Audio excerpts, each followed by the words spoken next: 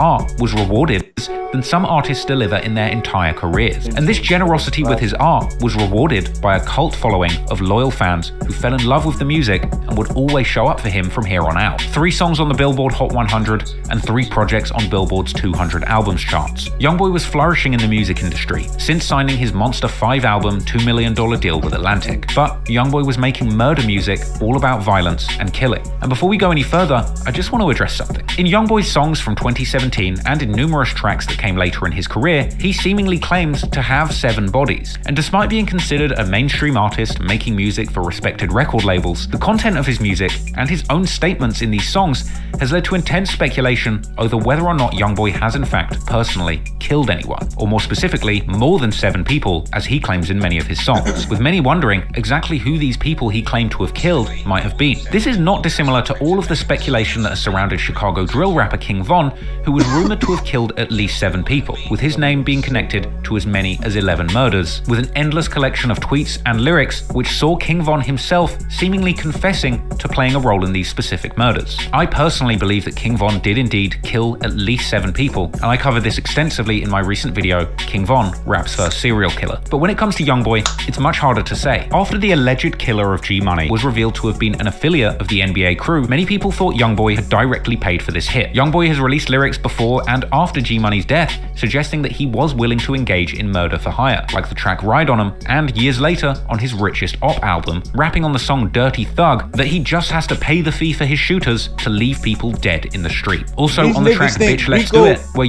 Yo, bro, did these niggas think Rico was a thing, bro? God damn, bro. This nigga he did say, bro, like, if the cops wasn't looking at YoungBoy or the FBI wasn't looking at YoungBoy now they got the reason to look at dude. No cap. All this evidence that bro get, you know what I'm saying, that's dropping on him, bro. And if you see in my last video, part 1, like, bro, just in that first part alone, bro. YoungBoy claimed that his gang would creep up and put his ops' heads on pillows. He would also rap that he used his dollars to send hits through the city, and that when this worked, he went on to go crazy with bodies. Also on the track Slimes Go Where I Go, YoungBoy opens his verse confessing that he believes he could get 100 years in jail for the murders he's been involved in. As his career has gone on, more and more fans have theorized as to whether or not YoungBoy has killed, or whether he has at least had people killed. There's even a fan theory that YoungBoy has a child for every person he kills. A theory partly supported by lyrics on a leaked song that didn't end up on the album top, but was circulating in the days leading up to its release. A song apparently titled Soul Stealer, where YoungBoy raps that he has guns with bodies on them and that he's part of a group that he had to kill to join. Even ending the song saying that he's 7 up, but he needs 3 more, and saying that he needs 10 bodies, 10 hats, and 10 mama baby souls. Which, if you consider the fact that he apparently has 10 or 11 kids at this point, could very well hold water. However, some of the conspiracy theories on exactly who YoungBoy may be referring to when he says he has over 7 bodies do seem like a bit of a stretch. The first person YoungBoy is rumored to have killed or had killed was one of the killers of YoungBoy's childhood friend Lil Dave, with this speculation being based off a single YoungBoy lyric where he appeared to suggest that he paid for vengeance for Dave after he begun making large sums of money. Years later, on the track F the Industry Part 2 on his album Richest Op, YoungBoy would drop a lyric seemingly confessing to having had to kill somebody at age 16, but it's unclear who this may have been. But on the same song, YoungBoy would also drop a menacing lyric saying that he witnessed somebody beating his mother as a child and that he killed them when he grew up. Whether or not you believe that YoungBoy would be capable of killing somebody, you can't deny the fact that after his cousin Boozilla got killed, he caught a double attempted murder charge whilst personally trying to avenge his cousin. However, as the judge acknowledged, nobody actually did die in this case. G Money, however, was less lucky, being gunned down after trading public death threats with YoungBoy. And while the actual shooters of G Money were never found, the conviction of a prominent NBA member on accessory charges firmly pointed the finger at the NBA camp. The next alleged killing is a rumor that's heavily debated amongst YoungBoy fans. An unreleased YoungBoy song called Money Man has been circulating on YouTube, Reddit, and SoundCloud for a number of years. The song isn't listed on lyric breakdown sites like Genius.com, but the track itself does include some outrageous lyrics that have gone viral numerous times on Reddit. Particularly particularly lyrics that seem to suggest that YoungBoy killed a rival gang member's girlfriend in retaliation for his grandmother's house being shot up. This all relates to a feud with another set of Baton Rouge street hitters called TMH, or Too Many Hitters. The story goes that somebody from TMH shot up YoungBoy's grandmother's house. However, TMH Pt2 would later deny this shooting in lyrics on his song FAN. But according to lyrics from YoungBoy's song Money Man, another person from TMH by the name of Hammer was actually targeted in a shooting, which unfortunately ended up claiming the life of his girlfriend. Now, while this is just a lyric and an unreleased freestyle, YoungBoy fans on Reddit have desperately tried to solve this crime, with one theory suggesting that the victim was a 19-year-old woman by the name of Ernisha Barnes. The news would go on to report on the shooting, suggesting that she was a passenger in a car hit by accident whilst the shooting targeted the driver. We also have now learned the identity and the name of that 19-year-old woman. Police tell us that it was about 10:15 last night when an unknown suspect in a red Chevy Trailblazer fired several shots into a car with 19-year-old Ernisha Barnes sitting in the passenger seat. It happened near Gus Young and 48th Street. We're told that Barnes was actually taken to a local hospital where she later died. Barnes died of a gunshot wound to the stomach after police say a suspect traveling in a red Chevy Trailblazer fired into the car she was a passenger in. Several sources said 2 other people were in the car at the time. It is believed that one of them, Ernisha's best friend, was the intended target. No one would ever think, suspect or imagine something like that happening to them, they child, However, despite fan theories that YoungBoy was in fact responsible for this tragic murder, later on, 2 completely unrelated people would be taken into custody for this shooting, with it being claimed that the shootout stemmed from an argument and that the shooter was targeting the driver of the vehicle Barnes was in. Donnie Spencer was charged with first-degree murder for the shooting, despite publicly claiming to be innocent, and Ashley Taylor was charged with attempted second-degree murder and illegal use of a weapon, for apparently shooting at a woman in the same spot just minutes before this fatal drive-by, with cops claiming that the 2 shootings were connected and that both shootings stemmed from an ongoing argument. Scotty Hunter tonight with the key thing that helped police make a very quick arrest. The man accused of carrying out this year's record-breaking murder in Baton Rouge, 27-year-old Donnie Spencer, is behind bars tonight. As he was loaded off to prison, he had nothing to say except one thing: innocent. Spencer is charged with first-degree murder and attempted first-degree murder after allegedly gunning down 19-year-old mother Ernisha Barnes last Thursday in a drive-by shooting on Gus Young at 48th. His information put out on Friday. Roughly 72 hours later, he was picked up today by the U.S. Marshals Task Force. Now, the rumor that YoungBoy was involved in this murder has been widely considered to have been debunked, as Donnie Spencer would eventually be sentenced to 22 years for this murder. However, that hasn't stopped rabid YoungBoy fans from continuing to spread the rumor that the person who took the charge was actually just doing it on behalf of YoungBoy to take the fall, since he'd maintained his innocence during proceedings. And this rumor's been kept alive by yet more ambiguous YoungBoy lyrics that seem to mention a woman being killed in the crossfire. Hey, do you want to start streaming? With All Pro, you get access. YoungBoy seemed to mention a similar situation in an unreleased song called Stay in Your Lane, rapping about how she got killed outside a corner store, seemingly a reference to the location of the killing of Barnes. And later, YoungBoy rapped in the song Murder Man, thought it was him, it was his bitch. Let me tell you how that go, I'm the murder man. And even more recently on his 2023 album Richest Op, where he rapped on the song I Heard that someone got swerved on with his girl, she got hit, and all he heard was her last breath. Now, despite the fact that this particular murder has been solved with a suspect who was sentenced for the murder, fans would continue to be desperate to try and link YoungBoy to specific murders going forward, and YoungBoy himself would appear to be happy to contribute to these conspiracies. Throughout his career, he's continued to make supposed murder anthems. Murder songs are essentially a subgenre of YoungBoy songs, primarily where he raps all about these supposed murders and assassinations that he may or may not be responsible for, and repeatedly referring to himself in these songs as a gravedigger or the murder man, and claiming to be doing his Murder Man dance to these songs, with YoungBoy fans even rabidly creating playlists of what they feel are his best murder songs, and ranking which murder anthem is the best for spinning on ops, with it generally being considered that YoungBoy's top murder anthem is Dead Trolls, the track which appeared to foreshadow King Von's death, a song where YoungBoy actually raps 7 murders in my hometown, tell them I did that. Naturally, with all of this violent content in the music and even more real-life violence playing out on the streets of Baton Rouge, it's perhaps not surprising that big corporate entities would be scared to be associated with YoungBoy the self-proclaimed murder man. But despite Atlantic Records being willing to put their public support behind YoungBoy in the form of a multi-million-dollar record deal, others would be desperate to distance themselves from the violent content of his music. And it's worth noting that a little while after signing his record deal in 2017, YoungBoy quietly changed his official name from NBA YoungBoy to YoungBoy Never Broke Again. Apparently this was a tactical maneuver carried out to avoid a potentially costly and damaging copyright dispute with the real NBA, the National Basketball Association. The initials NBA are trademarked and intellectual property of the National Basketball Association. And ironically, had YoungBoy kept using NBA in his name, he very well could have ended up getting sued and ended up very much broke again. With the National Basketball Association generally being a bit more of a family-friendly business that likely don't want to be associated with the sort of street activity that YoungBoy's NBA are into. Unless your name's Ja Morant, of course, but we'll get into that later. Anyway, after resolving his name change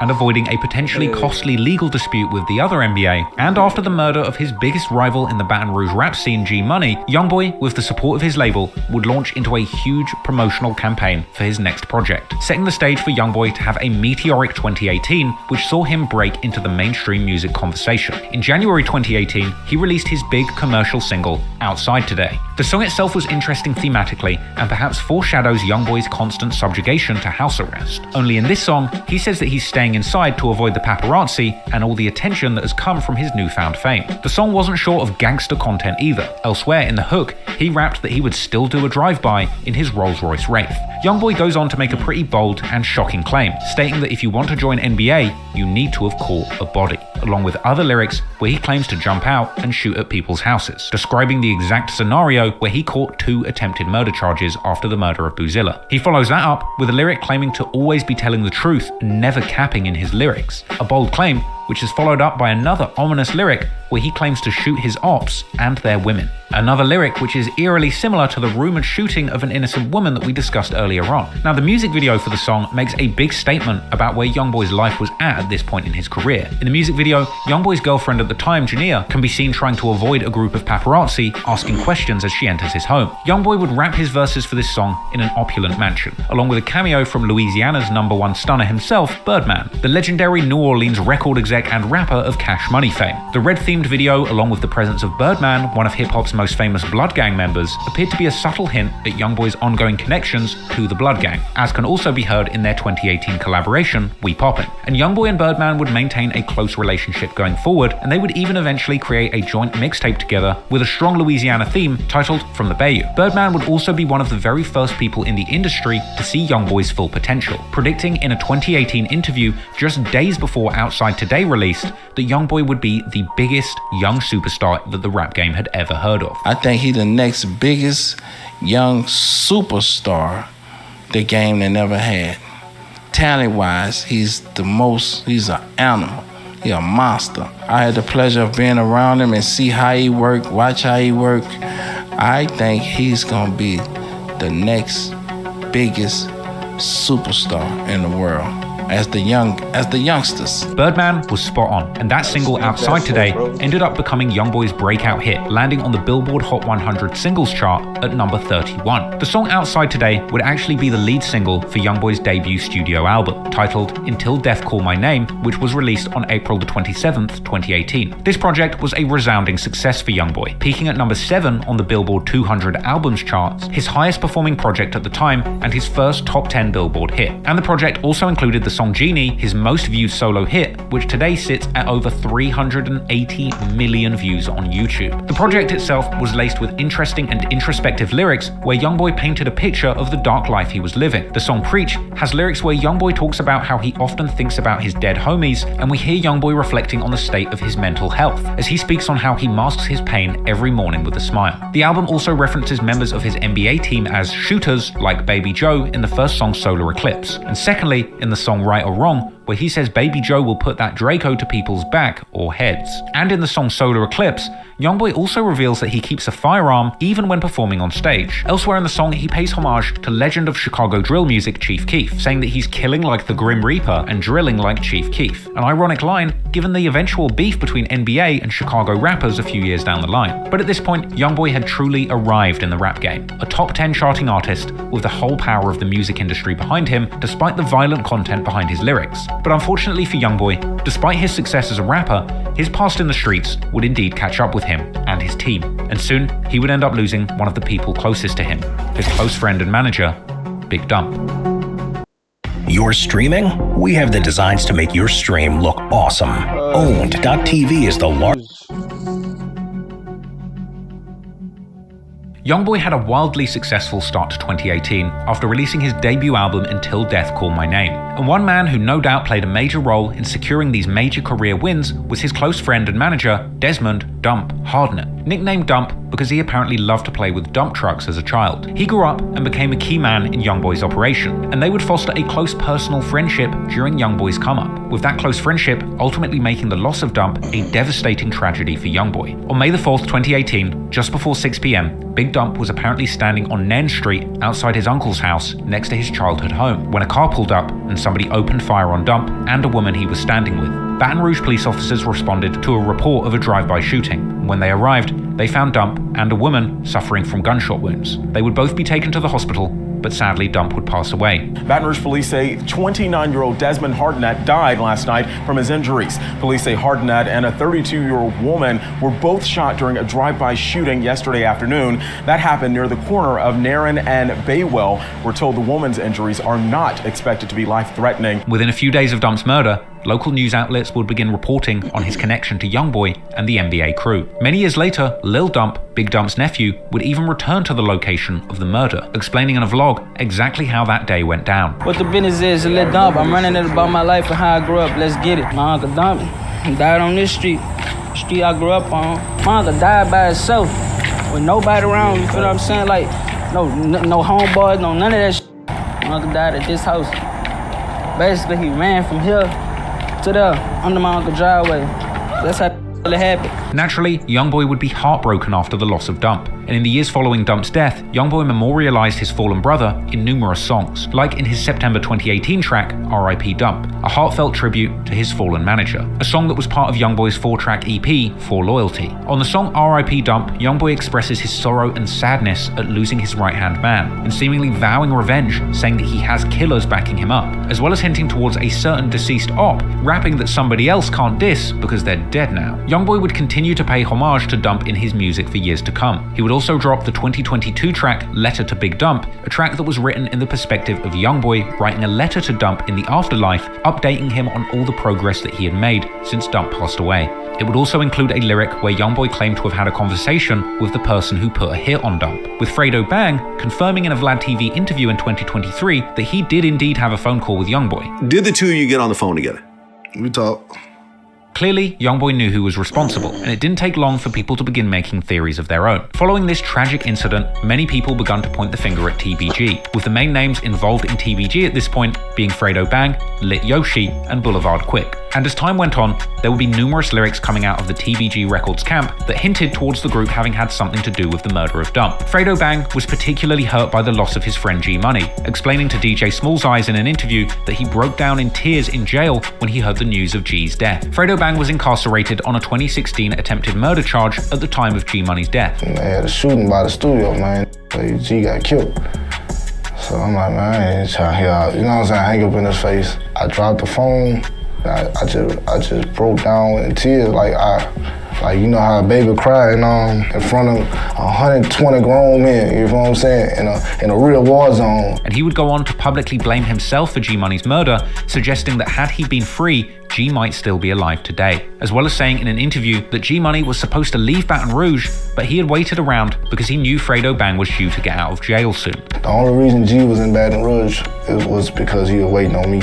I was supposed to get released that week. Ironically, Fredo Bang caught his charges back in 2016 before the beef between YoungBoy and G Money had escalated, and Fredo would even later claim in interviews that he was cool with NBA when he went to jail, and that he didn't even realize that they were in a serious beef until G Money had died. A month after Dump's death, Fredo Bang would be a free man, and he would release a tribute song to his fallen friend G Money titled Father, where Fredo would be seen in the video visiting G Money's grave. As well as being a tribute to mourn the loss of G Money, Fredo Bang would also drop hints in the song alluding to revenge, at one point hinting towards having placed a hit on someone from jail, and ending his second verse saying that now G Money is dead, he will have to sin again. But Fredo's lyrics merely hinted at revenge for what had happened to G. However, other, more disrespectful songs would be released not long after, sending suspicions through the roof. Fredo Bang and Boulevard Quick had a song called Body Bag, which released just 2 months after Dump's death. And in the music video, Fredo Bang was seen swinging around another Chucky doll. This is a reference to G Money's music video industry, which itself was a reference to YoungBoy's video What I Was Taught. Something that signals to me a very personal message from Fredo Bang that all of these videos are connected. But beyond the visuals, the lyrics to Body Bag painted a shocking picture. Fredo would rap that they pull up on ops and dump the whole clip, and that TBG stretch people. The track had lyrics that said they put someone's homie in a box for dropping knots, i.e. spending money to place hits, and saying that they caught him outside the house, which describes the circumstances of Dump's murder. Boulevard Quick would again reference Dump apparently running from the shooters, saying, "I heard he tripped over his shoelaces," and Fredo would seemingly call out Yoshi and Quick as shooters. Boulevard Quick even claimed to be shooting people from the window of cars, and that would be followed by Boulevard Quick's song And One, which also prominently featured a Chucky doll again. And in that song, Quick would rap that he would have died for G Money and telling YoungBoy to go dig his friend up, as well as dissing YoungBoy, saying that he went to jail for attempted murder without even shooting anyone. After that, another Fredo Bang song called Lot of Smoke dropped, and in this song, he would rap that he put someone on their back and that he's smoking on a fat man and that he's not dumping the ashes, as well as going on to rap, "I killed your partner, I ain't sorry." In January 2019, Fredo Bang would release a tribute song to his friend YNW Melly called Free Melvin, and in this song, he would seemingly name Boulevard Quick as his shooter and saying that he committed murder after murder, as well as lyrics where he claims that his friend caught a body and Fredo thanked him, going on to say that they were dumping clips and Free Boulevard, seemingly painting a picture of Boulevard Quick as indeed being Dump's killer. In September 2019, TBG rapper Lit Yoshi would also release a track called Blasting, which came with lyrics about walking people down in their own hood and making ops run but still leaving them slumped and shooting them with 7.62 bullets. Yoshi would also later release and delete a track called Chase Down, where he appeared to describe the circumstances of Dump being shot whilst with a woman who was screaming as he ran, and continuing to describe the scene where he claims to have personally chased someone down and left him face down, as well as claiming the whole city are against him and that he's always going to dump or shoot, and claiming to even have a $150,000 bounty on his head, but he's not scared and he's still making his ops run. One particular standout lyric was from his song Drake's, where he says he put it on that truck, an obvious reference to Dump. Lit Yoshi would also release his new song Runts, named after the popular brand of Mary Jane, on 4/20/2020, and in that song he would rap that he's smoking on that truck while standing on what looked like a large dump truck, as well as dropping lyrics where he claimed that he'd catch ops in their own hood and shoot them, and repeating the ad-lib "dump dump dump," which he censored on the music video version of the song. However, uncensored versions of this track do still circulate on YouTube. And in the verses, seemingly addressing YoungBoy directly, he would rap that he hit someone's partner up, and claiming that when bullets get to flying, people start running while he's coming, gunning, and dumping. Even in a 2021 interview with DJ Vlad, when asked about Dump, Fredo Bang seems to beam an enormous smile across his face before catching himself and then pretending to not know who Dump is at all. This guy named Dump ended up getting killed in May 2018? Yeah. Do you know who that is?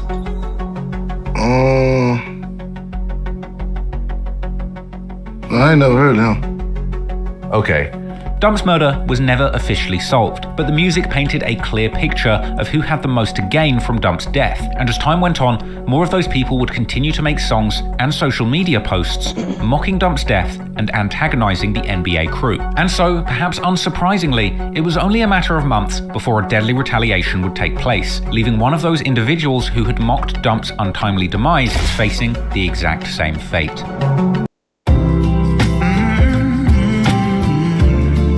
This is not just delivery.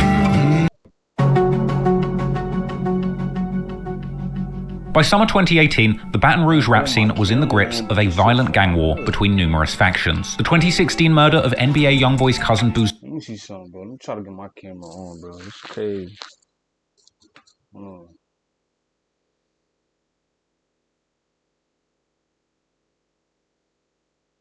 Try to get my shit.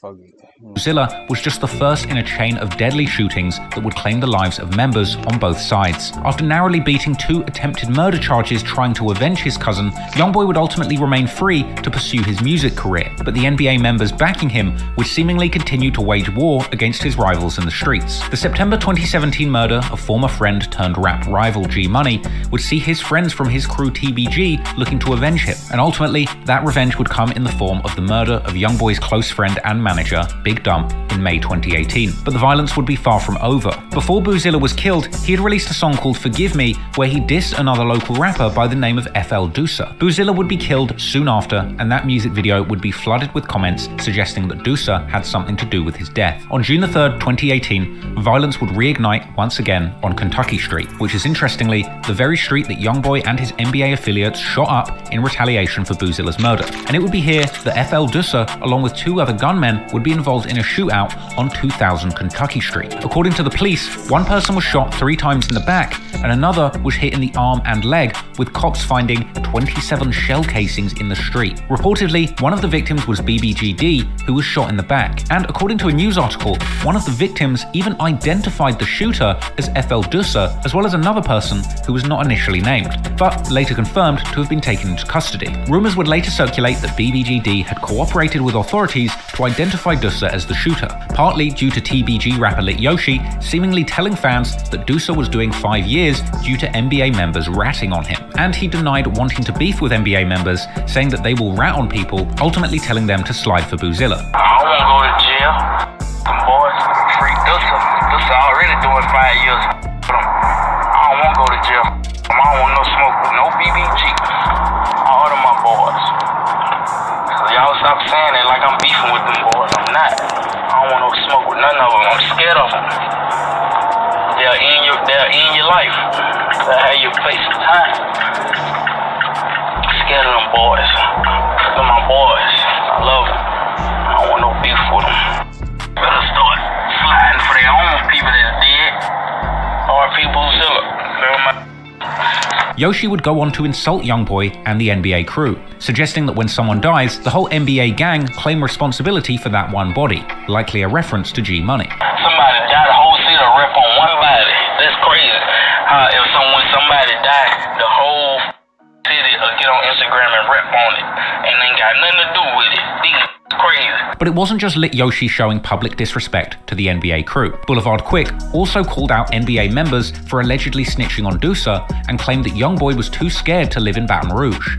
You know the real. You told on Doosa, got the man in penitentiary, and you told the people you couldn't live down here, so y'all relocated to California. On social media, Boulevard Quick was continuing to diss the NBA crew in his music. He would release a remix to YoungBoy's own song War With Us in June 2018, calling it a G-Mix in tribute to G Money, and once again including a Chucky doll in the music video, as both YoungBoy, G Money, and Fredo Bang had all done in previous diss songs and their music videos. It featured an intro that showed people pulling up to YoungBoy's street on 38th and Chippewa and shooting someone, as well as numerous lyrics providing an insight into the ongoing tension between these 2 groups, rapping that word around town is that he's going to get killed, but he's not hiding, and that he's still sliding trying to kill ops. A couple of months later, on the 2nd of August 2018, Boulevard Quick released a bold music video for his new song Never Lackin'. The track was a boastful diss to his ops, where he invited them to pull up on him, and he claimed that they will never catch him lacking because he's always armed. He would also rap that people are claiming to be putting money on his head, but he's not scared, and the song would end with a rant where Quick would taunt his ops, claiming that despite them putting up money to have him killed, he's still alive and breathing. You dropped the bag while I'm still breathing. I got breath in my body, fake ass boy. A little while after this, a preview of a YoungBoy song would circulate, where YoungBoy dissed G Money and threatened to shoot someone like the last gorilla, a reference to their crew, Top Boy Gorillas, TBG, with Quick reacting to this snippet after a wave of people tagged him, saying everybody YoungBoy knows, including his mother and father, are hoes. I tagged him and all. You see this here? got that up. Your mama's, your dad is, everybody you roll with. But Quick wasn't done there. He would also be seen on social media telling a story about OG33, saying that he beat him up in jail and that 3 requested protection from him and Fredo Bang. 3 in the dorm with me. He had just came to the dorm that night. That morning, I walked up to his bed, woke him up, punched him in his stomped him out. He on himself and told and checked out. Told the people he cannot be around me or Fredo Bang. Yeah, that was 3 said. He cannot live around me or Fredo Bang. Clearly, YoungBoy wasn't discouraged by the beef or the threats. And in September 2018, he would have the successful release of his latest project, Decided, landing at 41 on the Billboard 200. However, the tension really escalated when YoungBoy's mother Sharonda came into the picture. She would appear on IG Live in October 2018 and begun responding to death threats in the comments, telling viewers that she keeps a big gun under her bed. As the live went on, somebody would comment that Fredo Bang and Boulevard Quick want to get YoungBoy, prompting Sharonda to say F both of them. Let me see. Fredo Bang and Quick wants to get YoungBoy. Fredo Bang and Boulevard Slow. To which Boulevard Quick responded with a vulgar and unfiltered rant on his Instagram, saying F YoungBoy's mum and saying she looks like a man. Boy, mom, tell me about this. That eat a big long. I'm talking about so long that ain't the daughters you dream about making. Yeah, man, that bitch can get out my bitch can say what she won't say about me. She hollering, me, bitch, you look like a man, though. Bitch, you look like a punk. Talking about me, bitch, I ain't Fredo, bitch, I speaks on everything. Boy, that nigga mama. Bitch, play with me first. That hoe. Sharonda then jumped on live once more to respond, mocking Boulevard Quick, joking that she was sorry that she'd made him cry, and saying that he's fat. I had woke up this morning, everybody in my ear about to talk about the little boy Boulevard Quick was talking about me. But I really got on him to tell him that I'm sorry. I came to tell little Boulevard Quick that I'm sorry. I'm sorry that I made you cry, boo. I'm for real. Cause I wasn't being mean. Like somebody was on my thing, like I'm reading out, and somebody said, oh, somebody hit me his little friend. So I said, Miss Friend. I'm like, I feel like anybody that don't like my children, and that's how I am. If you don't like my children, you know, y'all.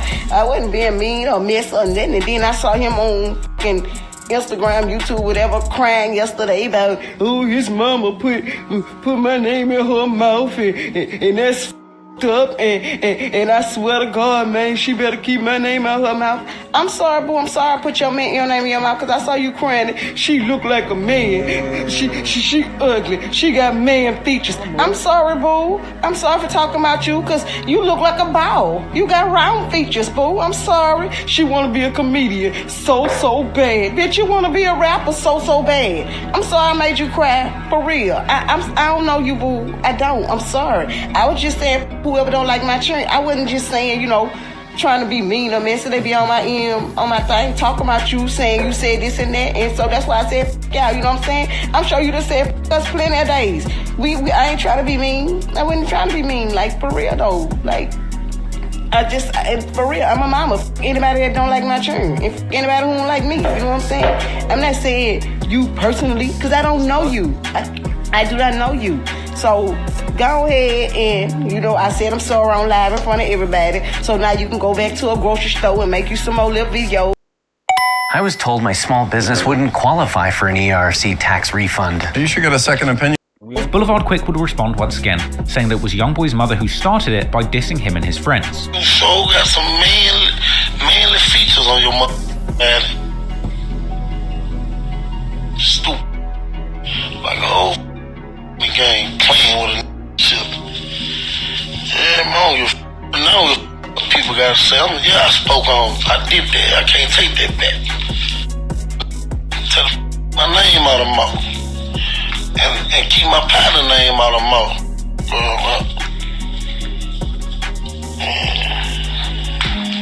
We talking about I gotta diss people for fame. I ain't dissing no fame. Mama came for me. Talking about Fredo Bang, Boulevard Slow. And after this, YoungBoy himself spoke on the matter in live, warning Boulevard Quick that this internet beef will end with him having the last laugh, and saying that his ops are going to either die, go broke, or go to jail. Just internet alone. I hope y'all stupid know that. Just internet alone. Bitch, y'all finna be assed out. All y'all fake ass trappers, rappers, gunslingers, strippers, Instamops. Bitch, y'all finna be assed out. Bitch, this ain't lasting for long, ho. That money gonna last for long. Bitch, we gonna see who gonna have the last laugh. It's either you gonna die, you either gonna be a bum, or you gonna be successful, or you gonna go to jail. And the reason I act that way is because the point I don't know which one I'm gonna be. You hear me? But I ain't dumb though. You hear me? And them people who play that role to y'all, them bitches know I ain't dumb. The people who really know me, they know I ain't dumb. You hear me? How the I came this far? You think I came this far by being dumb, you stupid bitch? You think I came this far by being dumb? Come on, man. You think I ain't see that nigga, huh? It's a joke, huh? I'm a hoe. You hear me? Don't mix my rap life with my music life. I am pure. Clearly, the beef between YoungBoy and Boulevard Quick had gotten incredibly personal, and now mothers were involved. And unfortunately for Boulevard Quick, he would soon be facing the grave consequences of dishing out such public and personal insults. In one of his last public appearances on IG Live, Boulevard Quick would ask fans why people want to kill people from TBG so bad, telling fans that it's because they're dangerous and a threat to their ops. I really want to know the reason why kill TBG so bad. Because we are a f***ing problem. That's why. We are a f***ing problem. We'll see TBG with nothing because we are going to be a real f***ing threat to society. On November the 26th, 2018, around 12:30 a.m., police would respond to reports of a shooting after neighbors heard 5 shots. They would attend Lakeside Villas apartment complex in the 2400 block of Weldwood, where Boulevard Quick lived. And here, they would discover the body of Quick, real name Ashton Wells, who had been shot dead and left at the scene, murdered in cold blood just outside of his home, circumstances chillingly similar to the fate of Big Dump. It would seem obvious that these two tragic slayings may have some connection. TBG rapper Fredo Bang would post a tribute to Boulevard Quick, saying they accept everything that comes with the street life and calling Quick's death part of God's plan. And he would go on to continue to show love to Quick on Instagram in the years that followed. Meanwhile, NBA members would mock the murdered TBG rival, particularly YoungBoy, who would appear to gloat on social media and in songs following Quick's death. The day after Quick died, YoungBoy would appear on an IG Live with an enormous smile, reciting lyrics to his upcoming song, My Mama Say, where he said that people keep saying they're going to touch him, but they keep dying. The full song would drop on YoungBoy's latest mixtape, Reeler, the following month, and that song would be wall-to-wall with lyrics about how YoungBoy uses money to leave his rivals dead,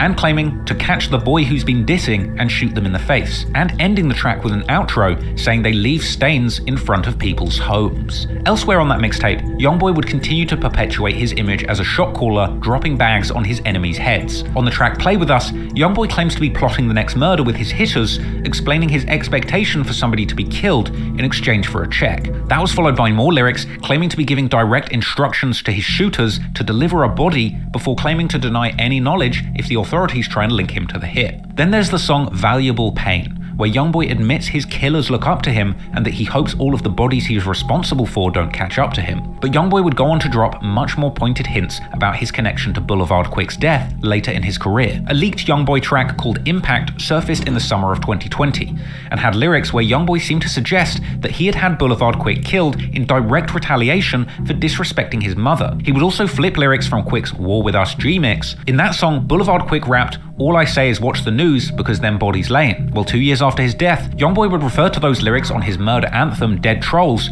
rapping, "That dude dead, tell me did he move, all he said was watch the news, Talking Channel 9, I need to turn it to 2. It was 2 victims, ain't make it through. Now this is a deep lyric, as it was local news network Channel 9 WAFB that would report on Quick's death both on their website and TV broadcast. And the death of G Money in 2017 was announced on WBRZ News 2, another Louisiana news program shown on Channel 2. YoungBoy would also reference putting his ops on Channel 9 again years later in the song Channel 9 on his 2023 mixtape Richest Op, where he claimed once again to be the murder man, and sneak dissing Boulevard Quick, saying his ops weren't quick on their feet. And in one more crazy lyric that seems to connect to this situation was on the track 1.5 from his album Don't Try This at Home, where YoungBoy seems to refer to the situation where Boulevard Quick dissed his mother, rapping that his mother heard what he said about her and told YoungBoy to leave him dead, with him rapping that he caught him and a few weeks later busted his head. But it wasn't just YoungBoy disrespecting Quick. As time went on, his whole crew would continue to diss their fallen rival. NBA KD would mock both G Money and Boulevard Quick in an IG live. G wasn't quick enough.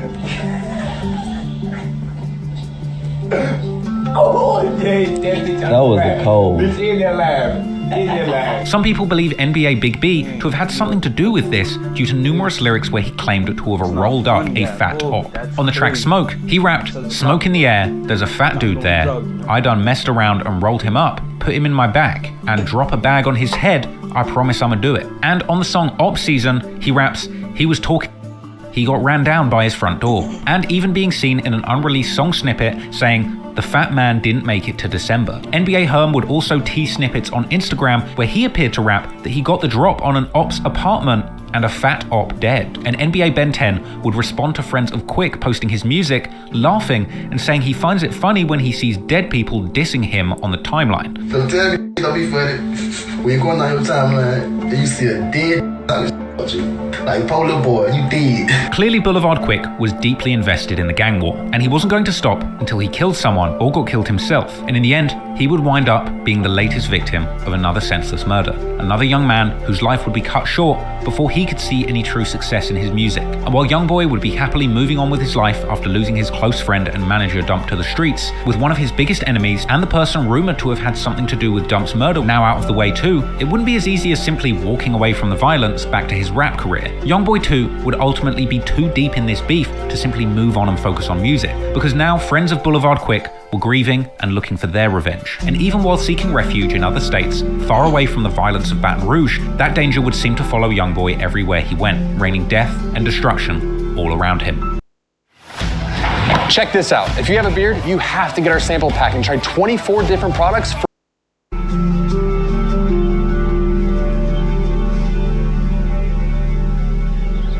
By 2019, YoungBoy was a long way from the dangerous streets of Baton Rouge. He was now a Billboard charting recording artist with a multi-million-dollar record deal and a whole lot of people depending on him. He was also on probation, getting a 10-year suspended sentence for his role in a double attempted murder the day after his cousin was killed. So he would have to move smart if he wanted to take advantage of this opportunity being offered to him. After accepting his plea deal and narrowly avoiding 10 years in prison, YoungBoy vowed to leave the dangers of Baton Rouge for Los Angeles, rapping on his comeback single Untouchable that he needed to move to a city where he didn't need to stay armed to be safe, with YoungBoy even explaining in a Genius interview about that lyric that he simply didn't need to worry about people shooting at him in Los Angeles. YoungBoy would be seen mobbing in LA surrounded by his NBA brothers in the music video for his 2017 song 41, where he was clearly living the high life, pulling up to the cookout in a fresh Lamborghini drop top. A Lamborghini which he would duly total within a month, leading to him and his manager Big Dump being sued in LA. YoungBoy's life was truly chaotic wherever he went, but he'd be better off crashing a Lambo in Beverly Hills than he would be crashing out and gangbanging in Baton Rouge. So his team kept him out of the streets and in the studio where he could focus on making more hits. And those hits would continue to come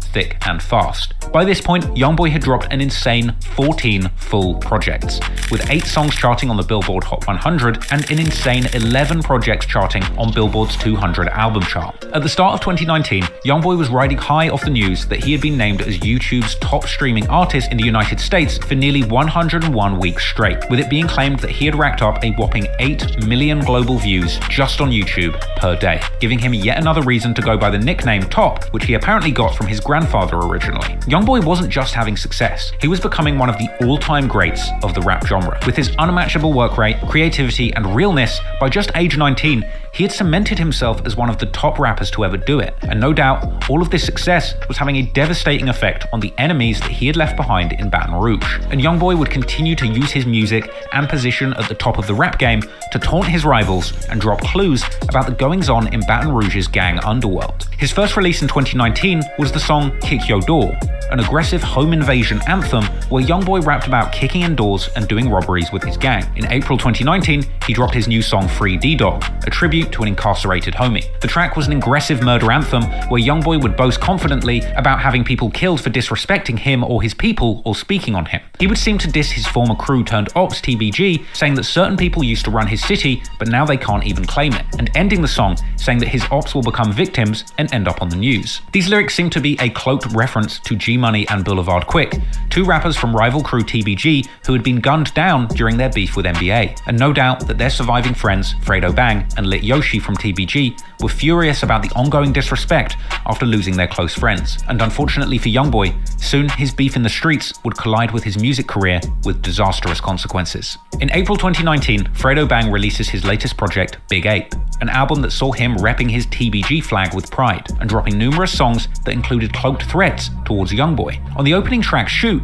he dropped numerous lyrics claiming to be putting money up for people to be killed, even saying outright, when it's beef, nobody's safe, even if you're rich. Throughout the project, he would drop hints towards putting prices on his ops' heads, and it was clear from Fredo Bang's lyrics that TBG wanted YoungBoy gone. And it would only be a month after that project released that the real-life violence would continue to play out on the streets. But this time, trouble wouldn't play out in the slums of Baton Rouge. In fact, the gang warfare would follow YoungBoy to the sandy beaches of Miami. In May 2019, everyone's favorite rap music festival, Rolling Loud, would be set to take place in Miami, and YoungBoy would be in town to perform at the festival in what would be a hugely lucrative and high-profile performance. YoungBoy was booked to play on the Sunday, May 12th slot where Kid Cudi was headlining, but this was a star-studded weekend, and many of the biggest names in the rap game would be in town to perform at this event. Lil Durk was due to perform on Friday. Saturday saw Lil Wayne, 21 Savage, Kodak Black, and Chief Keef touch the stage, and on Sunday, fans would see Lil Uzi, Gucci Mane, G Herbo sharing the stage with YoungBoy. However, all of these crews in town at the same time, no doubt there would be interconnected beefing going on between numerous camps. Apparently,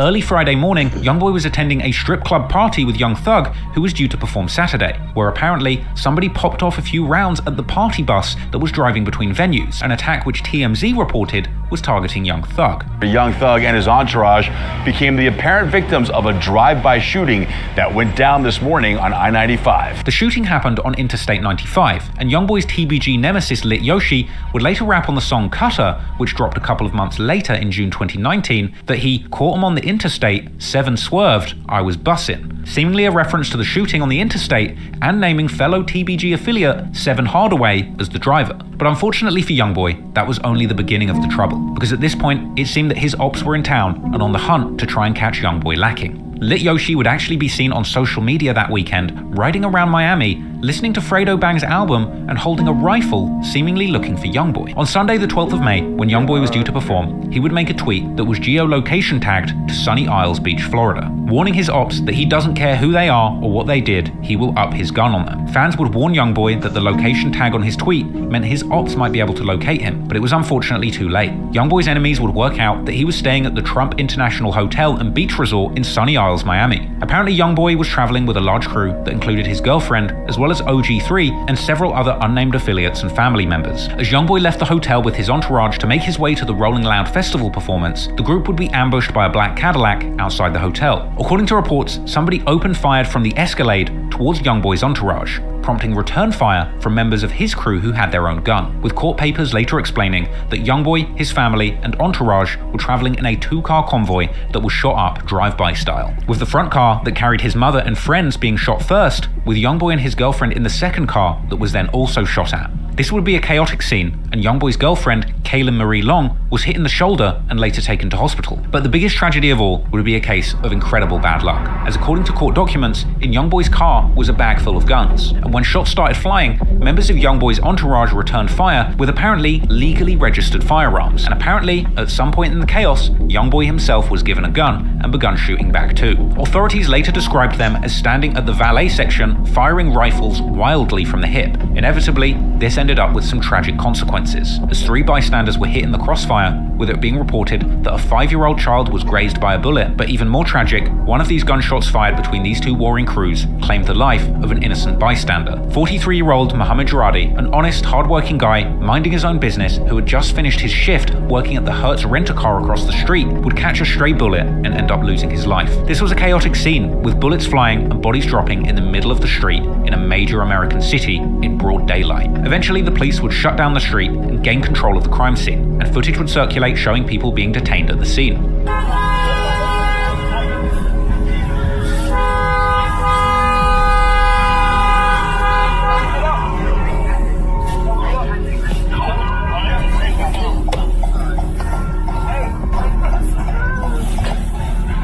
Did you know you can increase your revenue with Snapchat ads? Just add 2% increase in revenue from Snapchat. Once the location had been locked down, the local news began to report on this Wild West shootout. There was some sort of altercation that took place between two rappers who were actually set to perform at the Rolling Loud Festival this evening. Witnesses say they heard someone fire shots, at least 4 or 5 rounds. A woman was struck and raced to Aventura Hospital. Immediately following that shooting, the fight then spilled over again to the strip mall parking lot where we are at. This is directly across the street from the hotel. A man here, again, was shot and killed. A friend of the victims tells me off camera that he was simply an innocent bystander. He was working at the Hertz rental car company here at the strip mall and just parking a car when he was caught in the crossfire. Now a new and a tragic day for one South Florida family. Their loved one becomes an innocent victim after shots are fired in the middle of the afternoon. This type of behavior in this community is not acceptable. A furious mayor of Sunny Isles Beach speaks out against the violence that erupted in his usually quiet town on Sunday afternoon. It was just before 2 o'clock when police received a 911 call about gunshots fired outside Trump International Beach Resort. When they arrived, they found 19-year-old Kaylin Long of Maryland had been shot inside a black Suburban, and across the street, an innocent man lies dead in the driver's seat of a dark gray van. Long was initially taken to Aventura Hospital. The streak of stray bullets did not end there. Across the street, there was a 5-year-old little boy that was grazed by a bullet. Police seized several weapons from the Trump Hotel and combed multiple scenes where gun shells and bullet holes were spotted. Witnesses tell CBS4 the people involved were rappers reportedly here for the Rolling Loud Musical Festival. Despite reports of YoungBoy being detained at the scene, in the midst of the chaos, he would actually manage to break free from authorities, being seen in footage later circulated by TMZ showing him giving his wounded girlfriend medical attention before jumping in a black SUV and fleeing the scene. From here, YoungBoy made his way to the Rolling Loud Festival site, performing his set as planned immediately after surviving this assassination attempt. Breaking free from an active crime scene where you were a participant in a shootout so that you can go and perform at a festival might seem cool on paper, but when YoungBoy got off that stage, he would have to face the consequences of what had just happened. However, there would still be some lucky breaks for the NBA crew. Apparently, investigators couldn't even charge anybody in YoungBoy's entourage for shooting back, despite the fact that an innocent bystander was killed, because all of YoungBoy's crew that was still at the scene claimed self-defense, and the state of Florida has a stand your ground law in place, whereby if an individual truly believes that deadly force is necessary to protect themselves or to prevent a crime, they can potentially be immune from prosecution. The cops said that they were apparently looking to determine who had shot first, as whoever shot first could apparently be charged with first-degree murder of the innocent bystander, even if it wasn't their bullet hitting them. In order to try and ensure that YoungBoy wasn't held liable, his legal team described the scene as an assassination attempt of which he was the target. He's an absolute victim. There's no question. Police investigated it. They talked to him. His car was shot up. He was leaving the hotel. He had his mother in the car. He had his girlfriend in the car.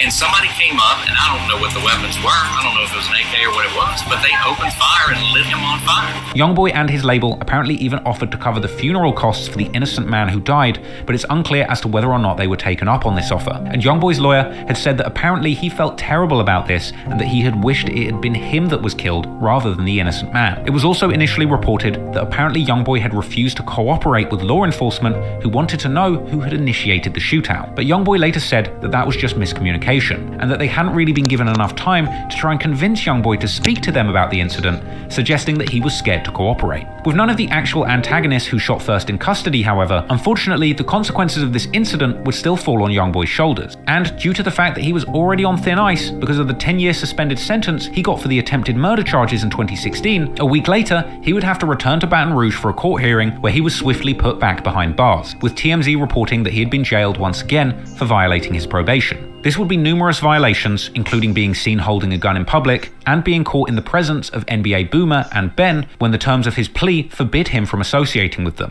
And apparently the judge had also claimed to have seen a video on social media of YoungBoy antagonizing his ops. Now, this was supposedly a social media which the judge claimed she saw, but then YoungBoy's lawyer, and myself included, couldn't even find. The judge said that she looked at a news feed regarding the article, and in the comments there was some sort of embedded video that she since tried to look up and I don't think she was able to find. So she wants to see if the district attorney's office can find or whatever videos they find.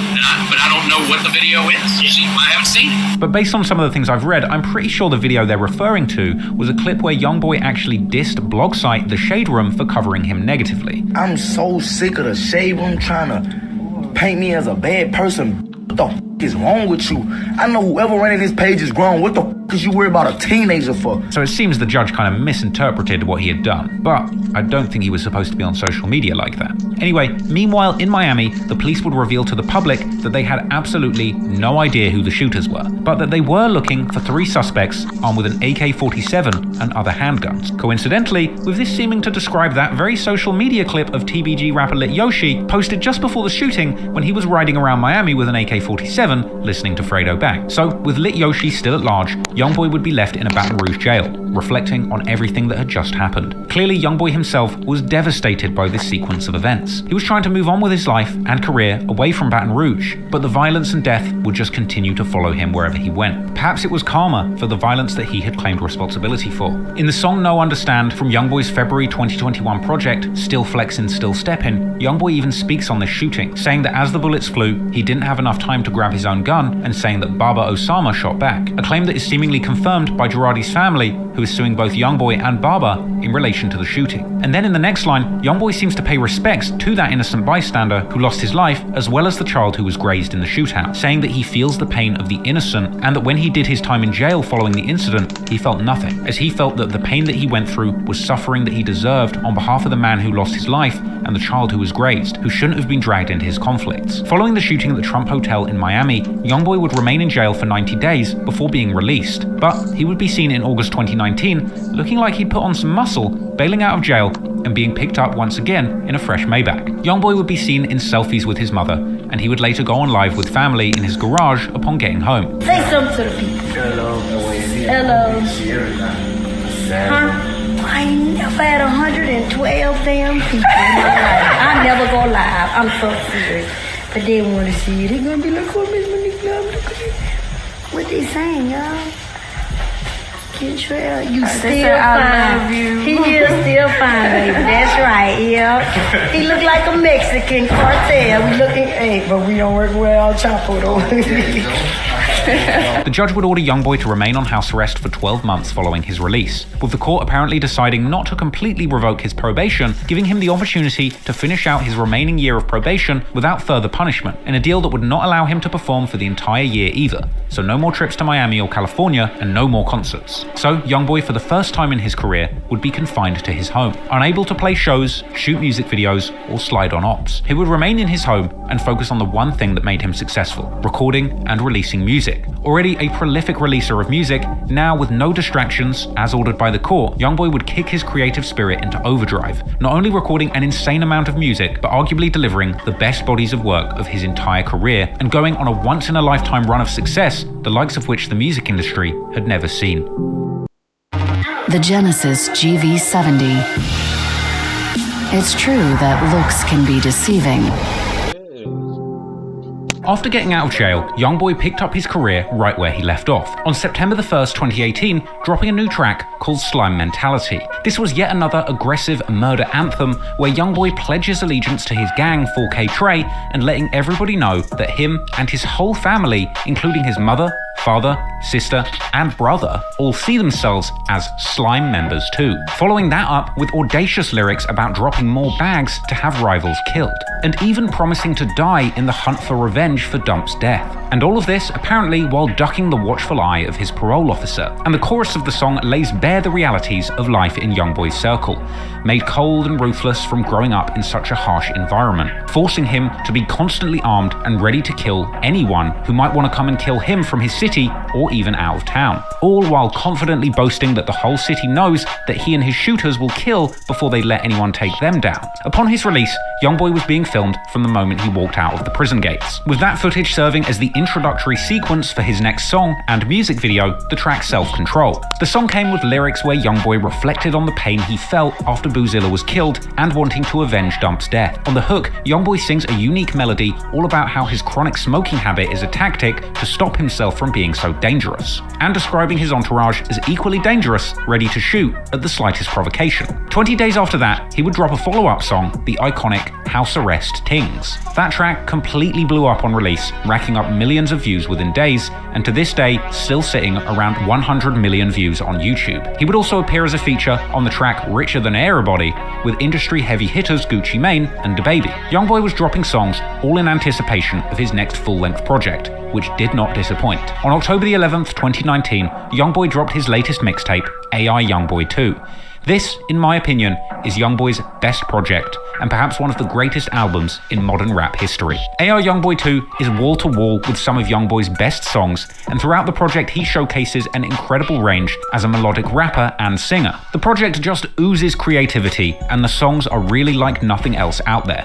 It's unmistakably unique, with YoungBoy using his trademark style to sing, rap, and whine perfect melodies, all painting a picture of his wild ride from the gutter to the very top of the rap industry. So I actually did an entire breakdown of all of the most important lyrics in AI YoungBoy 2, but it made the video way too long. So if you want to see that, it's in the uncut version that's on Patreon, or it's going to be in the extended version of this chapter going up on my third channel, Trap Law Clips, soon. Ultimately, YoungBoy, stuck on house arrest, poured his heart into his music, and it resulted in one of the most incredible bodies of work in rap history. AI YoungBoy 2 scored a roaring debut, selling an impressive 110,000 units in its first week, and earning YoungBoy his first #1 Billboard 200 chart hit. But that wouldn't be YoungBoy's only chart milestone that week, as the week before AI YoungBoy released, YoungBoy would end up collaborating with Chicago pop rap star Juice WRLD on the song Bandit. The pairing of Juice WRLD and YoungBoy made for an incredible duo, with Juice's vocals and love song ideas elevating the track conceptually,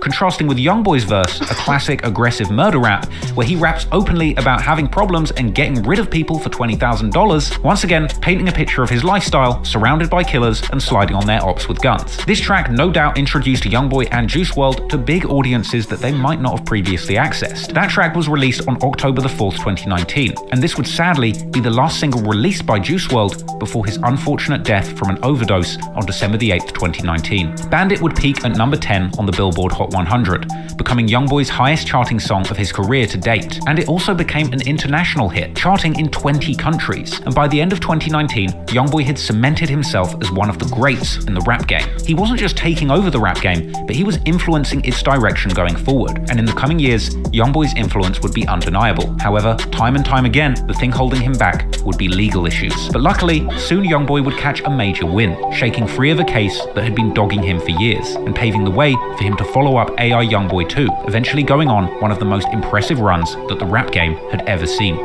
Hey, it's your dry skin. Help me lock in moisture now and feel it long after with CeraVe Moisturizing Cream. Hey, do you want to start streaming? With All Pro, you get access to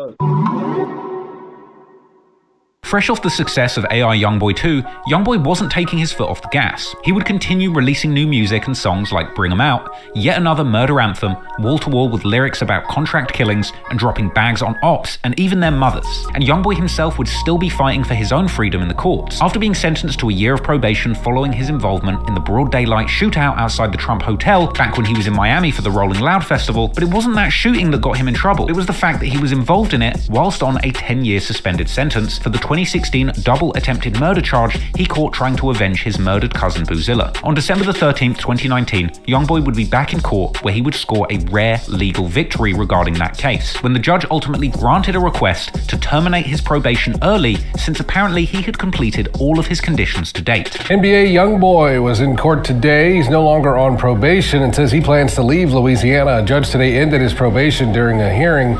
Lawyers for the rapper, whose real name is Kentrell Gaulden, had argued that he followed all of the court's conditions. Gaulden was arrested back in May after a deadly shootout in Florida. His defense had argued that he was actually the target of the shooting, but he was already on probation in connection to a 2016 shooting.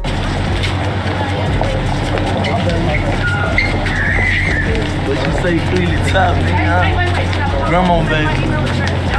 Leave that. What's up, J. Harlow? I got double R. I got big Mike. I got me. I just want to do it. Congratulations, bro. Yeah. Oh, how do you feel right now? Feel good, bro. I ain't lying. This was a huge win for YoungBoy, and arguably the judge was doing him a huge personal favor. After all, it was plainly clear to anybody who knew the situation that YoungBoy's enemies in Baton Rouge wanted him dead, and it would turn out that the conditions of his probation were actually creating potential danger for him. Apparently, a court-approved music video had actually put YoungBoy's property lease in question, and with limited rental properties available in Baton Rouge where he could genuinely remain safe and anonymous, moving out of the city would be his best option. However, prior restrictions relating to his probations would force him to keep coming back to Baton Rouge, where he would indeed be a huge target for his ops. Atlantic Records would even write a letter to the judge claiming that his personal and financial safety were at risk in Baton Rouge, and the judge actually agreed. So, after being granted his freedom, YoungBoy called Judge Jackson a blessing, saying that she saved him and saying that she had given him opportunity after opportunity up until this point. And honestly, it seemed like this judge truly had YoungBoy's back, apparently previously denying numerous attempts by the district attorney to revoke his probation and send him straight back to jail. She ultimately told YoungBoy that she felt that it was the people around him that didn't have his best interests at heart and that they were bringing him down. And while the judge is clearly trying to give YoungBoy helpful advice from her perspective, realistically it was the same people bringing trouble into YoungBoy's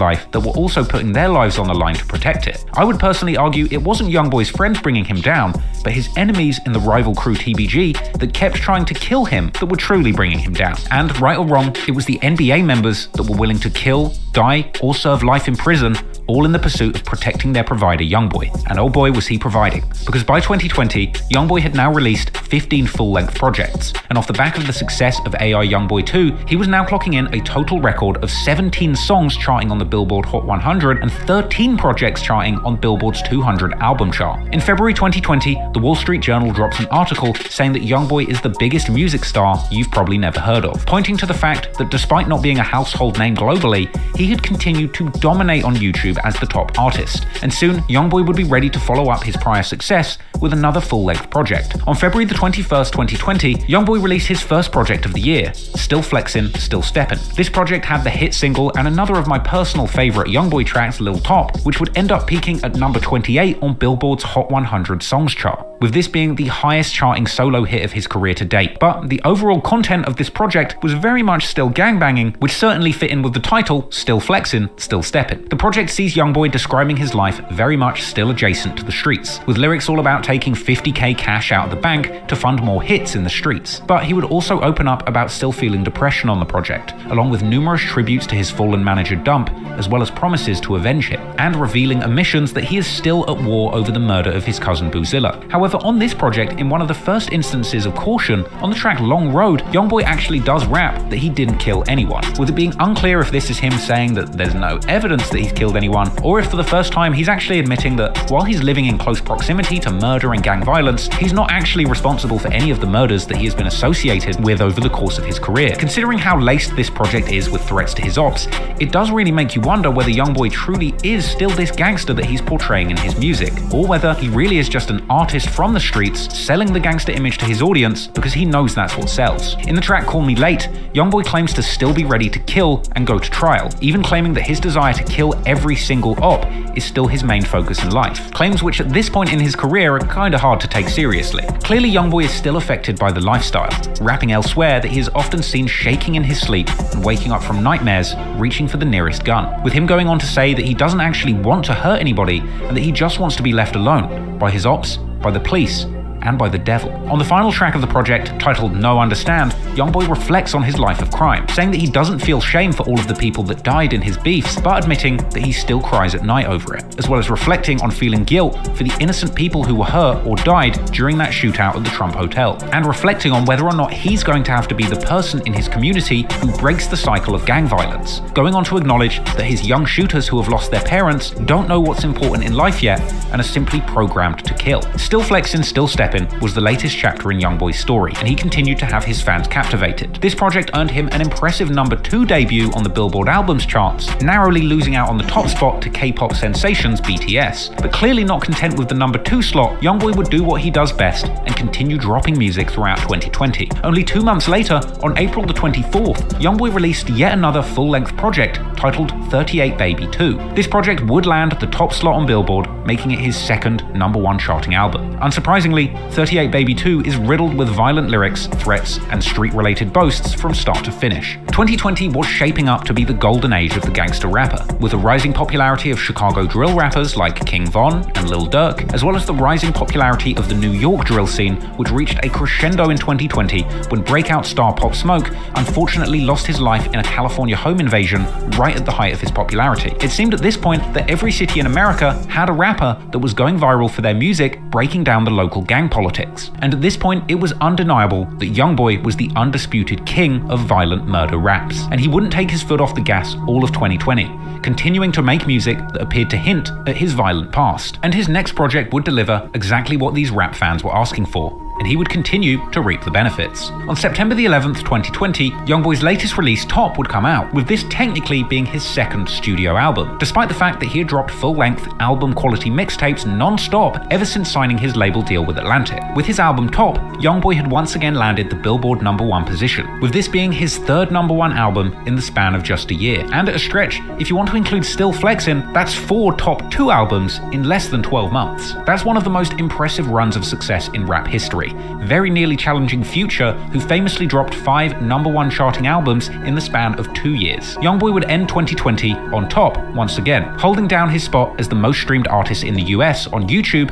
ahead of Lil Baby, Drake, and Bad Bunny, with a colossal 2.66 billion streams for the year. At the young age of 20, YoungBoy had already cemented himself as one of the most beloved rappers in the industry. With a catalog the size of many veteran rappers and Billboard records brewing, it would be hard to imagine where things would go next. Unfortunately, however, despite all of his mainstream success, these Billboard charting songs were still laced with violent content that continued to prod and threaten his rap rivals back in Baton Rouge. And even from the safety of his home, YoungBoy's words would travel, and back in Baton Rouge, the violence would continue to play out, where fortunately for YoungBoy, eventually the authorities would manage to lock up one of his most dangerous rivals. You might think you know Snapchat, but do you really? Here's 3 things that you might not know about Snapchat ads. Did you fucking killer up with some jaws in that water? While YoungBoy was breaking records in the music industry and living the high life, albeit often on house arrest, his enemies in Baton Rouge were continuing the long-running gang conflict, with rappers and shooters affiliated with TBG, Top Boy Gorilla, relentless on their search to harm NBA or 4K Trey members, all in a quest to avenge the deaths of G Money and Boulevard Quick. One of the most prominent rappers and shooters was a TBG affiliate known as Lit Yoshi, who'd already been rumored to have played a role in the murder of YoungBoy's manager Big Dump, and subsequently even released numerous songs claiming to have smoked him. Lit Yoshi was truly a loose cannon, and wanted all of Baton Rouge to know just how savage he was in the streets. He appeared on the song with fellow TBG affiliate Seven Hardaway, the track Yo Hardaway, a song where he shocked fans with an outlandish lyric where he claimed, "Bitch, you know I'm evil," "I'll step on Jesus." In the very same song, Hardaway disses YoungBoy by rapping, "For a tray 8 baby, I got 38 cradles," and reminding him of that ill-fated shootout in Miami by rapping, "You will never make your show, cause we might kill you for rehearsal." Members from TBG were still attacking the NBA crew and their affiliates, whether on songs or in the actual streets. According to documents later revealed in court, Lit Yoshi was connected to a February 2019 shooting at a house associated with BBG members. BBG being the crew that YoungBoy's cousin Boozilla famously repped heavily before NBA became famous. 2 months later, Yoshi would allegedly strike again. On the 10th of April 2019, police would be seen securing a crime scene on a stretch of Highland Road in Baton Rouge. The police would initially attempt to keep details of the incident secret. However, court documents would later reveal that Lit Yoshi was accused of performing a drive-by on that street, with 4 people being hit by a shooter firing an assault rifle at them outside of a convenience store. But the really crazy thing is that after these 2 shootings, Yoshi would still evade arrest, and only a month after this alleged quadruple attempted murder, Lit Yoshi would then be connected to the shootout targeting YoungBoy outside the Trump Hotel in Miami, with an innocent bystander unfortunately losing their life. However, thankfully, authorities would eventually put together their case and take Yoshi off the streets. 4 months after the Trump Hotel shooting in September 2019, Yoshi would be rapping on the song Blasting, all about hitting people with bullets so hard they'll think they're 7.62s. 3 months after that, in December 2019, he would be arrested by authorities in connection to the April 2019 quadruple shooting, as detectives revealed that both a 7.62 cartridge was apparently found at the scene and that the victim of the drive-by identified Yoshi as the shooter. With all of this evidence landing Lit Yoshi, real name Myoshi Edwards, to eventually be charged with 4 counts of attempted murder over the incident, with police also claiming that ballistics proved that the same gun was used in the February 2019 shooting at the 3000 block of Crestwood Street, the known BBG house. The cops would describe Yoshi as a TBG enforcer, and even claim publicly that Yoshi was a suspect in numerous murders prior to these charges. But in an insane turn of fate, despite the apparent danger that Lit Yoshi clearly posed to the community, Baton Rouge authorities did not keep him locked up, and within a week of the public learning of his arrest, Lit Yoshi was miraculously bailed out, to which he would celebrate by dropping a music video for a new song titled First Day Out. The music video starts with a menacing intro taken from a YouTube documentary, where a computer-generated voice lists the charges that Yoshi was arrested for, with this being followed by a real-life shot of him walking out of the same jail that YoungBoy has walked out of so many times before. The song itself is mostly Yoshi taunting his ops, with some incredibly incriminating lyrics given the charges, such as Yoshi telling the listeners how he still has the same Glock that made him drop, and how he still gets a drop on all the ops and continues spinning their blocks. The brazenness of the song wasn't lost on the fans, who would clown him in the comments for self-snitching, imagining his lawyer listening to the song and immediately having a heart attack. And despite the incredibly serious charges that Yoshi was facing, he would seemingly make no efforts to slow down or stop his street habits. However, while that Yoshi was causing chaos in Baton Rouge and finessing his way out of trouble, the deadly gang war would continue to play out in the streets. On the 22nd of March 2020, a shooting would occur at the family home of an NBA affiliate. 37-year-old Travis Parker, known in the streets as T-Baby or T-Man. You got on? Like, RP, bro, but damn, like, the black and white laces is crazy, bro. Ain't nothing he got on black. It don't match. Damn, bro. This definitely is a nigga Sean too hard, bro. Maine, who some have claimed was the brother-in-law of the late Big Dump, would be shot and killed in his home, while a 62-year-old woman believed to be his mother would be wounded but fortunately survived. T-Baby was apparently a close friend of NBA 4K Trey affiliate YMM Captain, and they had been seen pictured together in slime green bandanas. People on social media would identify their close friendship and work out that TBG rival Fredo Bang had seemingly been trolling Captain by liking his tribute post to T-Baby on Instagram. Unfortunately for Fredo Bang, exactly a week later, the tables would turn, and he would end up grieving the loss of his own friend. On Sunday, the 29th of March 2020, a man was found shot to dead in front of a food mart in Baton Rouge. Police would reveal the name of the deceased man as 36-year-old Jason Nixon, with a gun violence memorial website confirming that he was a TBG affiliate who went by the name Dutch. Dutch was apparently an older and well-respected member of TBG, and he could often be seen hanging around other TBG artists like Fredo Bang, Lit Yoshi, and Boulevard Sleepy, including appearing in the music video for Lit Yoshi's song First Day Out, and TBG members would seemingly turn out to show love at his funeral. TBG rapper Seven Hardaway was a close friend of TBG Dutch, and he mourned the death of his friend by posting a photo of him on his IG story, along with the ominous song War Baby by Roddy Ricch, a track which discusses the trauma of growing up in a war zone where you have to slide on the sliders. Then, a few months later, Hardaway would release a heartfelt song titled Pain, where he reminisces all about his fallen friends, including TBG Dutch. But while TBG affiliates were posting tributes to Dutch, NBA and 4K Trey affiliates were seemingly dissing him, with Baby Joe making an Instagram story making fun of TBG members whose feelings would have been hurt over Dutch's death. Also in March 2020, Lit Yoshi and NBA Michi Baby would go back and forth on social media, after it was rumored that Michi had been a target of one of Yoshi's shootings and was potentially planning to testify. Fredo Bang and Yoshi would post an image to Instagram apparently showing a letter that Michi had received from the authorities, informing him that he was formally listed as a victim in a shooting case and that he would need to go to court and appear as a witness. However, this letter didn't have any kind of indication that he was a cooperating witness, and it seems to me, simply put, that the feds identified him as being shot or being shot at and are simply hoping that he will turn up to court and give evidence, with Michi taking to IG himself to claim that he did receive a letter from the cops, but that he had no intention of taking the stand and that the letter wasn't even addressed to him personally. Stupid. Y'all better go read that f***ing paper. I got told on somebody. Stupid is lit. The paper is on Instagram. Read the f***ing paper. Stupid. The f*** I told on my. You don't see no statement with Lawrence Wilson back. Ain't my f***ing name and ain't my f***ing address. So stupid. Over sound me too. Bitch, read the shit. Them churn. Y'all this boy. Churn. Let's churn. Read. What is saying? I told him. Oh, bitch, they was me up. It's a piece of paper. Didn't say gun and flow. Big dog, man. Hey, that's saying gun and flow. He would go on to admit that Yoshi did shoot at him and that the cops took him to jail and then sent him the letter. Shot at me, and the people they sent a piece of paper to my house. They sent a piece of paper to my house. They shot at me, I ain't leave that. The police pulled up, I went to jail at night and everything, man. Stop playing with me, man. However, that didn't stop Yoshi, who would continue to mock Michi on Instagram, even tagging him directly in a post, asking him not to come to court on him. And he would also post another story calling Michi an informant just because he received that letter and saying that they have no evidence on Yoshi, and that he's being taken to court purely because of Michi's statement, and suggesting that Michi did this to get off probation himself. Get on here talk about some fake. Yeah, stop playing. That's the paper that came to your front door. Playing. NBA Michi is a rat. You heard what I said?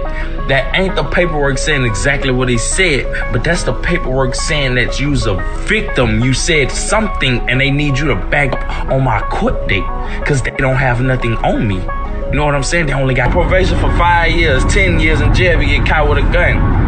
You just got up, you swapped me out, huh? Yeah, you made a deal with the people and swapped me out for your probation, huh? Now, Michi would continue to deny that he was a snitch, calling out Yoshi for attention seeking. Fortunately for Yoshi, these statements would come back to haunt him. But even with all of this attention around the situation, he would allegedly continue to slide in the streets and shoot at his ops only a couple of weeks later. A week after the murder of TBG Dutch, on the 6th of April 2020, 2 masked men were caught on security camera footage shooting at somebody in a parking lot of an apartment complex in East Baton Rouge. While the intended target of the shooters is off screen, the camera would capture the frightful moments of an innocent bystander sitting in their car getting caught in the crossfire. One of the shooters would later turn out to be Lit Yoshi. In fact, he would appear in a social media post along with Seven Hardaway wearing the exact same outfit from the shooting surveillance footage, a black night tech hoodie and grey sweats, while Seven Hardaway would be wearing a different hoodie, but it is clear that he also matches the build of the other shooter in the footage. This was seemingly a post laughing about the shooting incident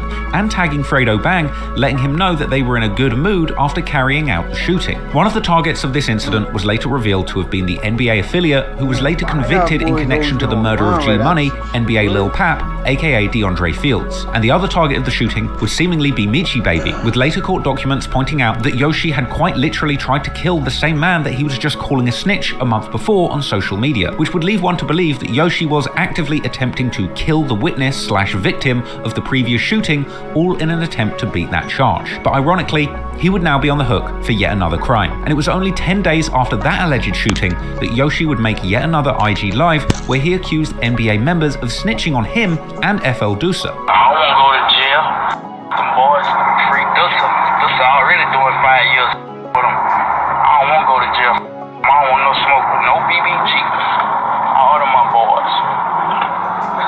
stop saying it like I'm beefing with them boys. I'm not. I don't want no smoke with none of them. I'm scared of them.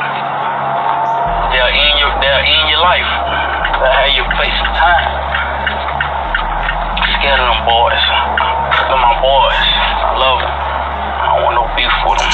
Somebody died, the whole city will rip on one body. That's crazy. If somebody died, the whole city will get on Instagram and rip on it. And ain't got nothing to do with it. These crazy. These better start sliding for their own people that's dead. Or people still remember my little. Hey guys, Manscaped and the Testicular Cancer Society have partnered up to introduce the Dusser was still sitting in jail during this time, but even behind bars, he was still stoking the conflict and dropping jail freestyles threatening his ops, and seemingly alluding to that incident back in 2016 where an NBA member got shot in the neck when YoungBoy and others had tried to slide on them following the death of Boozilla.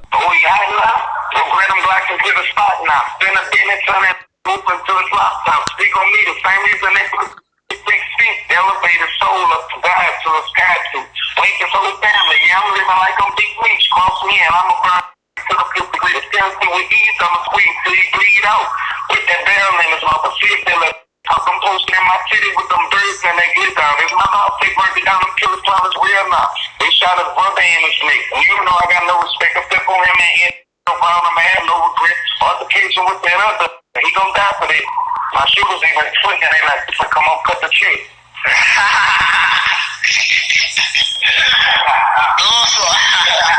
Meanwhile, on the streets, despite being firmly in the crosshairs of law enforcement, Lit Yoshi would continue to allegedly be involved in shootouts, this time on the 4th of July. In one of the most reckless incidents seen in this story. Police would respond to a drive-by shooting on the 11300 block of Greenwell Springs Road, which had apparently targeted a car in which 2 adults and 2 children were inside. All 4 passengers in the vehicle would end up in hospital with non-life-threatening injuries. But the police would soon have a breakthrough, linking the rental car used in both the April and July 2020 shootings to Lit Yoshi's girlfriend, who had rented it in her real name. Yoshi would be the subject of a search warrant, with cops finding an assault rifle in his car that matched the crime scene's ballistics. Detectives also found a pair of shoes at Yoshi's apartment that were used by one of the shooters in the April shooting that was all caught on camera. Yoshi's arrest would make the local news as soon as cops took him into custody. A man is behind bars tonight after police connected him to a shooting on Greenwell Springs Road that happened over the weekend.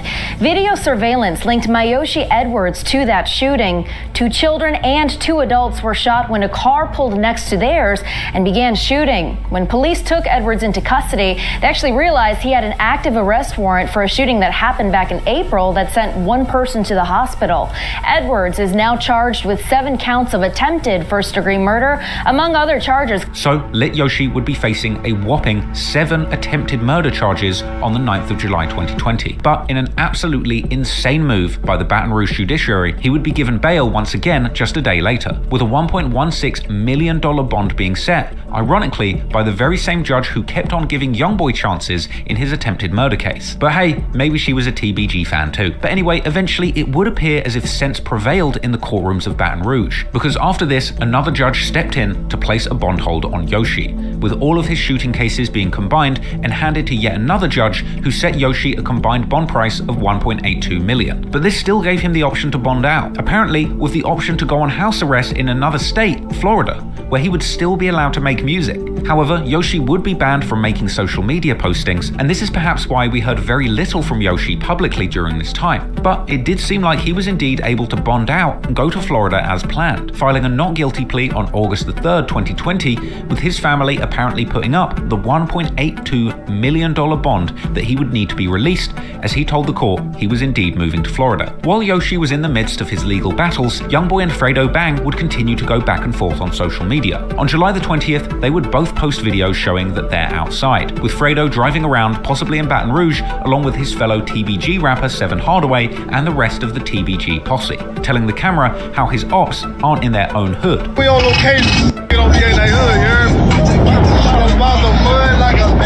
With YoungBoy replying with a story of his own, speeding in a car and telling the ops they need to catch him if they want to assassinate him. I love being rich, you gotta come catch me to assassinate me with your scary. The following month, in August 2020, Fredo Bang and YoungBoy would go back and forth on social media yet again, as Fredo was teasing his upcoming album titled In the Name of G, a tribute to his fallen TBG friend G Money. It would soon emerge that Fredo was eyeing a September the 11th release date for the project. This, unfortunately, would also be the intended release date of YoungBoy's upcoming project, Top. Fredo would post on his Instagram story saying how it seems that they'll be both dropping their albums on the same day and calling YoungBoy his son, to which YoungBoy would reply with a furious video rant, along with a caption telling Fredo that he's going to catch him and shoot him, and even going as far as to tell Fredo he's not a killer and that he should go and dig all 3 of his dead friends up, a reference to the deaths of G Money, Boulevard Quick, and TBG Dutch. YoungBoy would also say that he's not in competition with Fredo and that Fredo wants to do everything he does, even bizarrely accusing Fredo Bang of wanting to be just like YoungBoy and trying to smash every girl that YoungBoy smashes, and strangely saying that if he smashed Fredo's mum, Fredo would probably try and do it too. Hey, you a bum, you ass. Go dig all 3 of your brothers up with your scary. You a stop running from me. I ain't in no competition with you. Stop writing me. You a. You ain't no killer. You won't be like me. You write me all day. You a. Man, I could double back. Hey, I could any. Gonna try to double back and I could your mama. You gonna try to your mama. You a pimp. Fredo would soon reply with his own video, where he would act much more calm and collected than YoungBoy, telling viewers to go and help YoungBoy with his anger issues. Fredo would then diss YoungBoy's fallen friend Dump, making fun of his weight and his death, saying that he needed an extra large coffin, as well as mocking NBA member KD, who had reportedly become paralyzed after being shot in yet another shooting in April 2019, a fact which is apparently a closely guarded secret in the NBA camp. Man, somebody go help little brother out, bro. He angry, dog. He angry. Talking about dead partners and shit. Like I'm on this talking about Fat Boy and that extra large coffin he got. You hear me? Or Professor X, I push his half dead around. I'm not on this talking about that. I said I was selling my albums. You drop it, it's how I drop. Fredo would also address YoungBoy's claim that he tries to smash all of his girls by saying it's not his fault that the girls sent him DMs. Then man, brother. It ain't my fault all your bitch in my DM. We share 2. Now all of a sudden I'm just everything. You stop playing, man.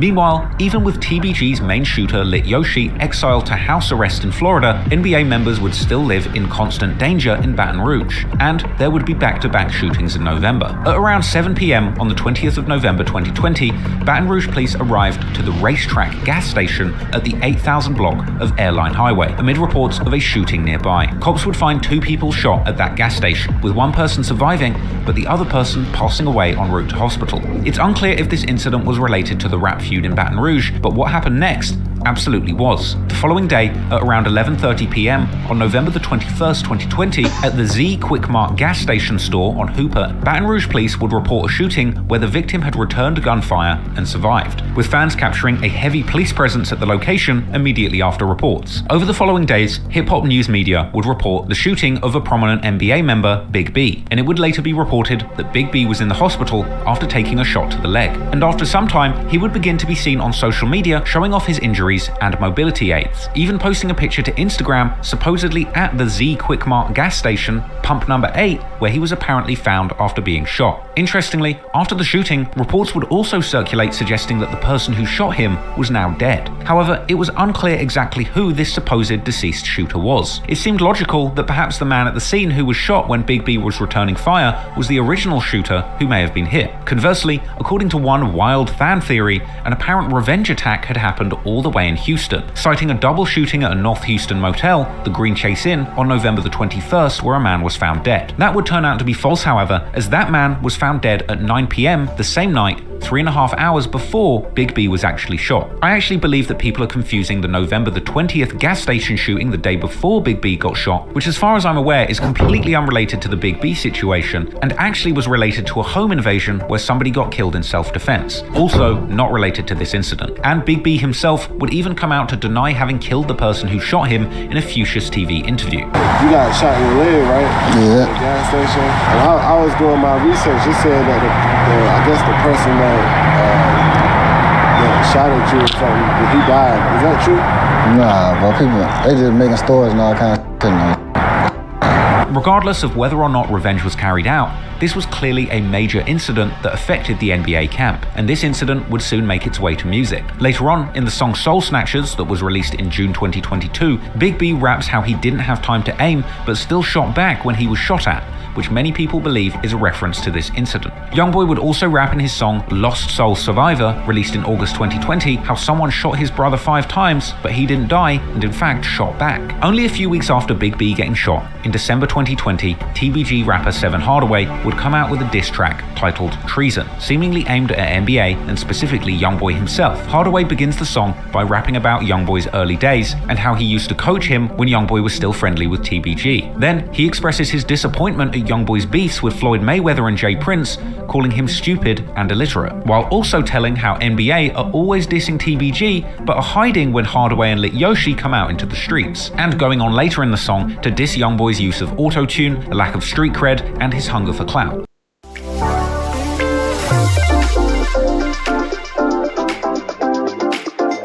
Meanwhile, back in Miami, videos of Lit Yoshi enjoying life on house arrest would eventually make their way to vlogs on his YouTube channel, documenting the months that he spent on house arrest, where he would openly shout out his gang as he prepared to spend big money on his case and telling the world that house arrest ain't stopping anything. TBG Gorilla Gang, bang busy. Court today, it's up at the court. I should be hearing good news. We got the racks, they think I'm broke, man. That house arrest shit ain't stopping, boy. And clearly, Lit Yoshi had become a big fan of Chicago rappers King Von and Lil Durk, rapping some of Von's most violent lyrics whilst walking around his house. Plus no beef. We into it till you die, real street. At your funeral, I might just slide. Rest in peace. You know I know, my like Greta Fado. And also singing along to Lil Durk lyrics about shootings on the way to court. Yoshi's vlog would show him preparing for court, with him apparently highly confident of the judge giving him even more freedoms, telling viewers how he had been on his best behavior for about 3 months now, and complaining that staying in the house doesn't fit him as he likes to move around. TBG Gorilla Gang, finna go to court, everything should be looking good, boy. Popping that form. I ain't worrying about nothing in my city. You know what's out. I've been good for 3 months, baby. They gotta let me do something. Been killing me, boy. I've been stuck in the house 2.5 months, man. I couldn't even leave out there.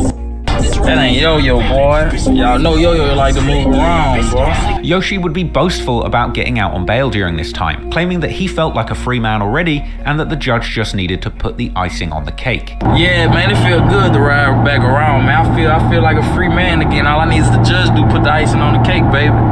Hear him, so I eat my cake like anime. Now, this bravado turned out to be misplaced, as it would turn out that at this hearing in November 2020, the judge actually admonished Yoshi for having too much fun on bail, even going as far as to claim that he was treating his house arrest as a paid vacation, since Yoshi was amongst friends, having fun, and making music, with the district attorney complaining that Yoshi was violating curfew by moving around Miami late at night on jet skis and relaxing on the beach. As a punishment, his curfew was extended from starting from 8 p.m. to starting at 6 p.m. and running to 6 a.m. the next day, and telling him specifically no more jet skis or visits to glitzy Miami beauty spots like Biscayne Bay and South Beach. And even in his vlog, we would soon see a stressed out Yoshi after court, where he claimed that they tried to keep him locked up in court and that his situation might not be improving. I almost sent my back to jail.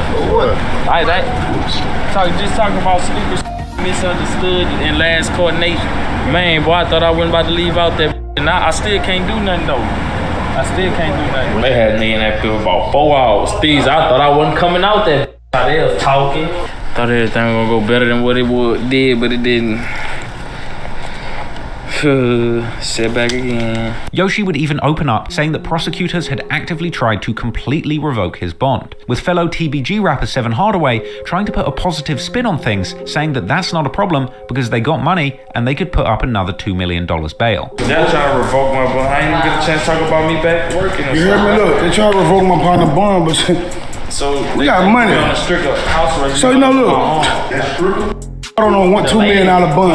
You hear me? Which I want another $2 million. Ain't no money. I After being briefly humbled by almost losing his house arrest privileges, in time, Yoshi would revert back to his cocky attitude, perhaps as a result of that big stack of money truly going to his head. Yoshi would continue to record and release music during this stint on house arrest, with lyrics giving us a peek into his mental state during this period. In the song Get Back, released late in December 2020, Yoshi showed no signs of giving up his violent lifestyle, a track coming laced with pointed lyrics about dead op boys and taunting his ops, asking what they're gonna do about it. An insane lyric when you consider the fact that this guy seems to repeatedly target his ops with no care to the innocent people or children who get in the way, and the police just can't seem to keep him behind bars. In the song Bust Down, released 5th of February 2021, Yoshi tells how some of his friends did him wrong during his house arrest, rapping that some of them thought it was over for him, but they got it wrong because he's still making lots of money on house arrest. He also threatens to put a $10,000 bounty on someone's head,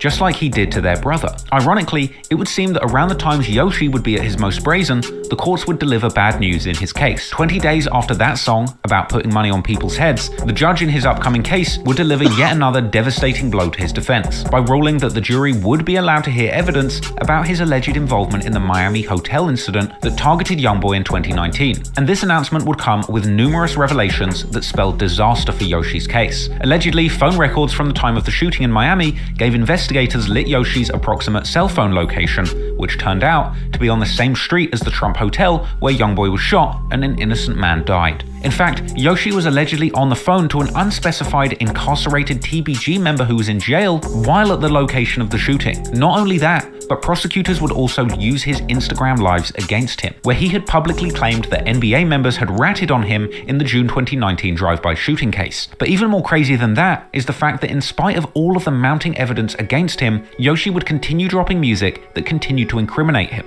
In his song Together, released on July the 16th, 2021, Yoshi would take the self-incrimination to a whole new level, rapping that his ops are going to die together and alluding to doing a drive-by shooting, saying that he will pull up next to his ops' car and try and make them fly. Even going as far as to say he doesn't care if his ops are with their families, he will shoot them wherever. Yoshi also raps about catching someone slipping and shooting him and then killing a couple more people. Outrageous lyrics when you consider the fact that at the time this released, he was on house arrest for numerous shootings, including a car-to-car drive-by that targeted a family with 2 children in the car. Ultimately, it would seem that finally, the judge, prosecutors, and police had eventually seen enough, and Yoshi's stint on house arrest in his plush South Florida home would come to an end on the 22nd of July 2021. While Lit Yoshi was staying at TBG label mate Fredo Bang's house, federal agents would suddenly burst in using smoke bombs, assault rifles, and tactical gear, with cops presenting outstanding warrants in Baton Rouge for both Fredo Bang and Lit Yoshi, arresting them both. This would apparently be the result of probation violations, as the terms of Yoshi's release stated that he wasn't allowed to appear in music videos, post on social media, or possess firearms. And Fredo Bang was also on probation for pleading guilty to a weapons charge relating to a 2015 shooting in Baton Rouge. Unfortunately for Fredo Bang, during the raid, guns were also found inside his home along with a stolen car parked outside, and the presence of these firearms would mean big trouble for Yoshi too. Just days after the raid, authorities would announce that they were adding another attempted murder charge to his case, the April 2020 shooting where he had allegedly tried to kill NBA Pap and NBA Michi Baby the month after accusing him of snitching on him. Things had turned for Yoshi, and it would only get worse from here. His bond was officially revoked by a Baton Rouge judge on September the 9th, 2021, with federal agents who conducted the raid testifying that 5 guns, ammunition, and a bulletproof vest had all been found in Fredo's house while Yoshi was there. And Yoshi's March 2020 social media posts calling the victims of one of these shootings NBA Michi a snitch was also used against him. This was a dumb move, because calling the victim a snitch publicly is basically an admission that you in fact did the crime. But even in light of all of this damning evidence, Yoshi's team were apparently working on a strategy of trying to finesse him out of jail on bail once again. But that plan would ultimately fall flat when it was revealed in court that Yoshi's DNA was found on a gun that was recovered in the July raid. Apparently this DNA evidence would link Yoshi directly to the shootings that he was being investigated for, which meant that he would have absolutely no chance of making bail again, and meaning that he'd be sat behind bars awaiting trial rather than living it up in Miami. Eventually, in July 2022, Lit Yoshi pleaded guilty to charges connected to 2 shootings in 2019 and 2020, and as a result, Yoshi was sentenced to face 15 years in prison at a hard labor facility, followed by 3 years of active parole. Funnily enough, though, a month later, Yoshi would claim to have been tricked by prosecutors and launching a bid to change his plea from guilty back to not guilty, arguing that his lawyer never told him that he would get 15 years for accepting the guilty plea, suggesting that he was only expecting to get 6.5, even claiming that during negotiations, his lawyer had actually been suspended from practicing law. It was a long shot, but it was the best that Yoshi could hope for. And while things were getting very serious for Yoshi behind bars, Hardaway was still upping the ante on the war back in Baton Rouge. In August 2022,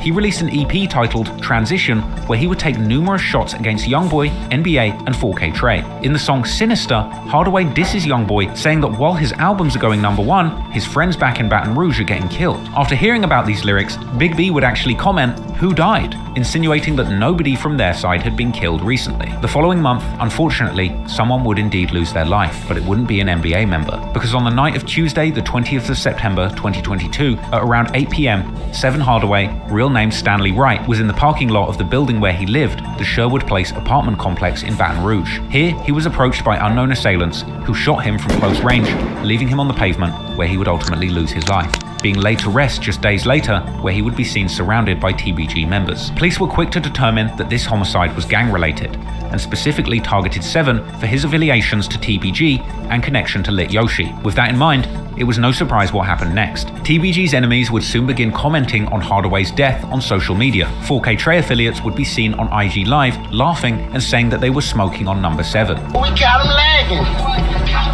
New outpack? What new outpack? On the dead, now they talking to him. You got a chance to say it to their face. Say it with your chest. They was dissing on it. And of course, his friends would make posts hinting at future get back. However, despite being quick to determine the death of Hardaway as gang-related, the Baton Rouge police once again have struggled to find the killer, making his death yet another devastating statistic of Baton Rouge's out-of-control gang war. And speaking of numbers, back in prison, the last-minute attempt to backtrack on his guilty plea proved to be an enormous failure for Lit Yoshi. And in May 2023, Yoshi's bid to change his plea was officially rejected, leaving him set to serve the full 15 years of hard labor, essentially leaving the streets of Baton Rouge and Miami for the next 15 years just a little bit safer for adults and children alike. I think it's important here just to reiterate the fact that there is nothing glamorous about this gangbanging lifestyle. Lit Yoshi got what he deserved. He was a man who, despite having a musical talent, was primarily focused on continuing this gang war and shooting at his rivals. He had no remorse for the innocent men, women, or children who got in the way, and he's frankly a deplorable human being who absolutely deserves to be taken off the streets for 15 years because of the things he did. But that doesn't mean that his ops aren't without blame either. But there's no way of looking at it. Lit Yoshi was clearly a danger to society and absolutely should have been put away sooner. However, his absence from the gang war wouldn't mean bliss or safety for Baton Rouge's most famous rap crew.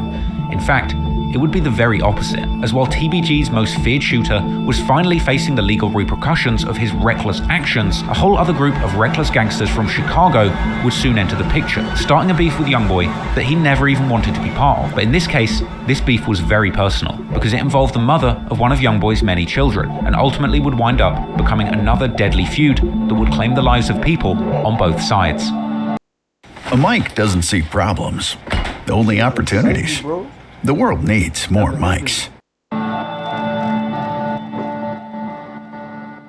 Despite his turbulent life in the streets, family has always been important to YoungBoy. Despite growing up with an unstable home life, he always found friends to call his brothers, and older figures to nurture him, whether his biological mother Sharonda, his grandmother who raised him like a mother, or his best friend OG3's mother who took him in as one of her own. With that in mind, it's no surprise that since becoming a father at the young age of 16, YoungBoy has taken his family obligations very seriously, and let me tell you, it's ended up being one big family. Despite his young age, YoungBoy has had quite the love life, and at the age of 23, he has been reported as having as many as 11 children. However, that might not be entirely accurate, so I actually did a full breakdown on YoungBoy's family tree, his dating history, and the timeline of when he had all of his children. But once again, I didn't have enough time in this YouTube version to fit it all in. So if you want to see that, check out the uncut version of the video on Patreon, or the extended version of this chapter that's going to go up on my third channel, Trap Law Clips, soon. All in all, YoungBoy's relationship history has been a roller coaster ride that has left him with a large family of at least 10 biological children to 8 different baby mothers. YoungBoy's enormous family would provide him with many blessings and a lot of love at home, but it would also leave him with a lot of vulnerabilities to his enemies. With so many people to look after and look out for, it wouldn't be surprising that his opposition might try and use some of those closest to him to attack him. Ultimately, it was one particular relationship that would end up forever altering not just the lives of YoungBoy and his partners, but also the lives of the people around him, with one of the mothers of his children ultimately ending up being used as a pawn in a rap beef between YoungBoy and Chicago drill rapper King Von, with Janeer's involvement in the beef being the first escalation in a series of unfortunate events which would ultimately end in numerous people losing their lives in front of millions of people.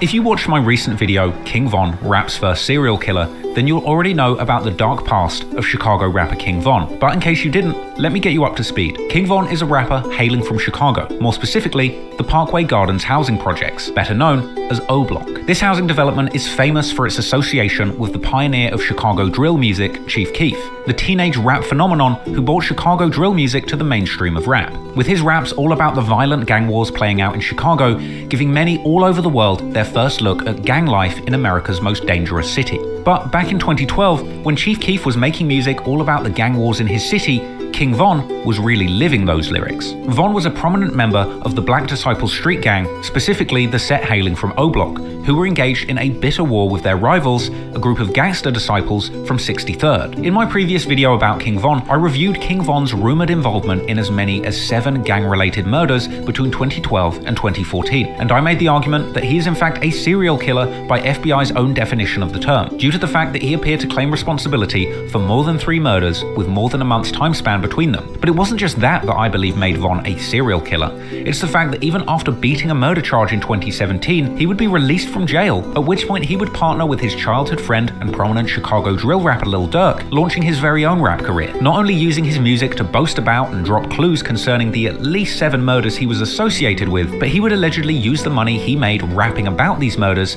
to continue to have people killed, with Von taking a great deal of personal gratification from being known all over the world for getting away with this series of gruesome murders. And with his jaw-dropping raps all about specific murders that he had been associated with over the years, rap and true crime fans all over the world flocked to Von's music, with intense debate taking place over whether or not he truly was the multiple murderer he claimed to be in his songs. Over the course of 2019 and 2020, King Von would release a string of well-received songs that made him an infamous figure in the rap world, most notably his Crazy Story series of songs where he used lyrics to tell a vivid story of life in the streets, all about his attempts to rob people, getting in shootouts, and using women to set up his ops to get killed. One of Von's biggest career moments came in 2020, when he released his song Took Her to the O. This storytelling song painted a picture of Von using a woman to set up and kill real-life rival rapper of his, FBG Duck. The music video would even depict Von shooting FBG Duck and leaving him dead on the ground. Then, in an eerie turn of events, the real-life FBG Duck would be shot dead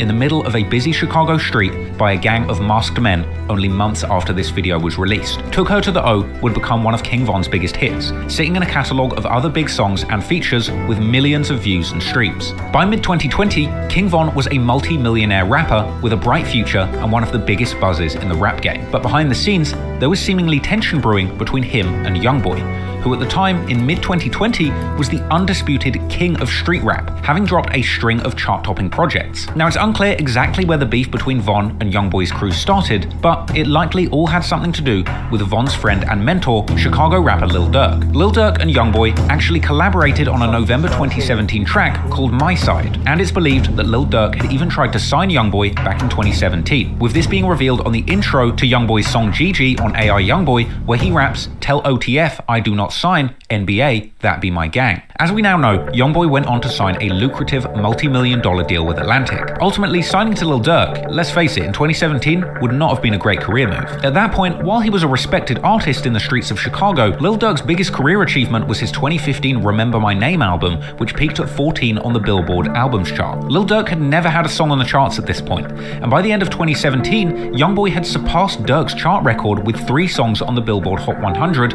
and 3 projects on Billboard's 200 albums charts. In many ways, YoungBoy dodged a bullet by not signing with Durk and quickly surpassed him in every way. Lil Durk's career was essentially floundering until King Von came out of jail and re-energized him. Durk's only song on Billboard before 2020 was an appearance on a 2018 Lil Baby and Gunna track off White V-Lone. But by the end of 2019, Lil Durk had 7 projects land on the Billboard 200 albums charts. But in the time since turning Durk's offer down, YoungBoy had amassed 17 songs charting on the Billboard Hot 100 and 13 projects charting on Billboard's 200 albums chart. While YoungBoy had seemingly turned down the chance to align himself with Durk and his OTF collective, he had built up a legacy in his own right, and at this point, there was seemingly no beef with them. In 2018, Lil Durk would be seen popping up in an IG Live with YoungBoy where things seemed cool between them. Also in 2018, Lil Durk would continue his hunt for other up-and-coming street rappers to align himself with and potentially sign to his label. Another up-and-comer that Lil Durk discovered early was Savannah street superstar Quando Rondo, who after blowing up with his track I Remember, featuring Atlanta legend and close friend of Lil Durk's, Lil Baby, would go on to collaborate with Durk on the song Other Side, which appeared on Quando's first commercial mixtape, Life Before Fame. In fact, Quando and his team were clearly big fans of Durk, with Quando's cousin and close friend Lil Pab tweeting his love of Lil Durk's song This Ain't What You Want way back in 2013, saying that this song is better than everything. After the success of his first major single and mixtape, the rap industry was buzzing around Quando Rondo, and there would be intense competition between labels trying to sign him. But he would eventually catch the attention of fellow singing gangster rapper YoungBoy, who commented on his video asking Quando for his number. And he commented under the video and wanted my number and stuff. YoungBoy and Quando would connect and hit it off behind the scenes. And in June 2018, Quando would officially sign to YoungBoy's label, Never Broke Again, announcing it to Instagram with a post, attracting congratulatory replies from NBA heavy hitters. And days later, Quando would be seen on stage with YoungBoy and the NBA crew, where he received his NBA chain from OG3 and throws up Rollin' 60 Crip gang signs for the crowd. Never broke again, too. Oh! Yeah. Stop playing like game now. On the count of 3, everybody say NBA never broke again. 1, 2, 3. NBA never broke again! Neighborhood, I appreciate that, man, bro. He say neighborhood. Bet. Put that on right quick, you know neighborhood. Hey, say 3. What up? Make sure you bang on them before you walk off the stage. I'm finna bang on them.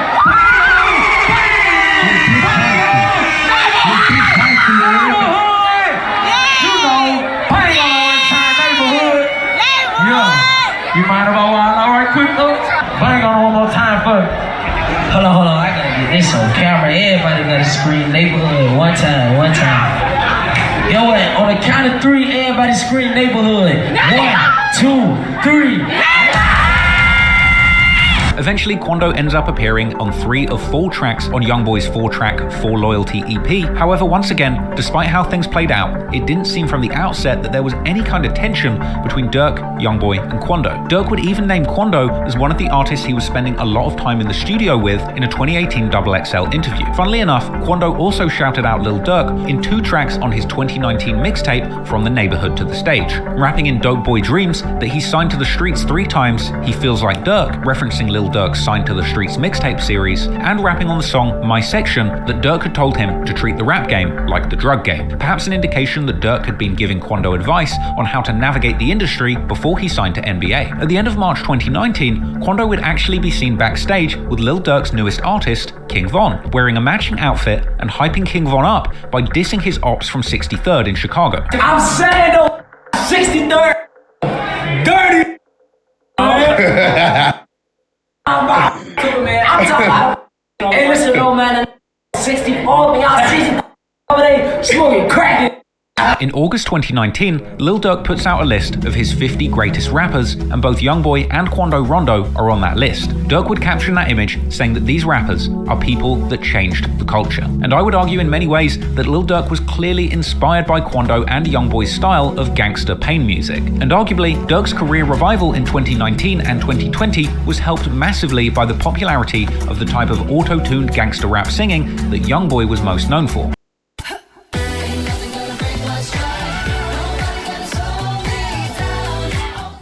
Durk and Quando would seemingly remain friends into the start of 2020, with Durk even appearing on Quando's song Safest, even shouting him out as one of his favorite rappers. However, it would seem that somewhere in 2020, things would change, and that would all have something to do with King Von. Despite playing nice backstage with Quando in March 2019, a month before, King Von appeared to diss YoungBoy in front of a fan on IG Live. You YoungBoy? Why?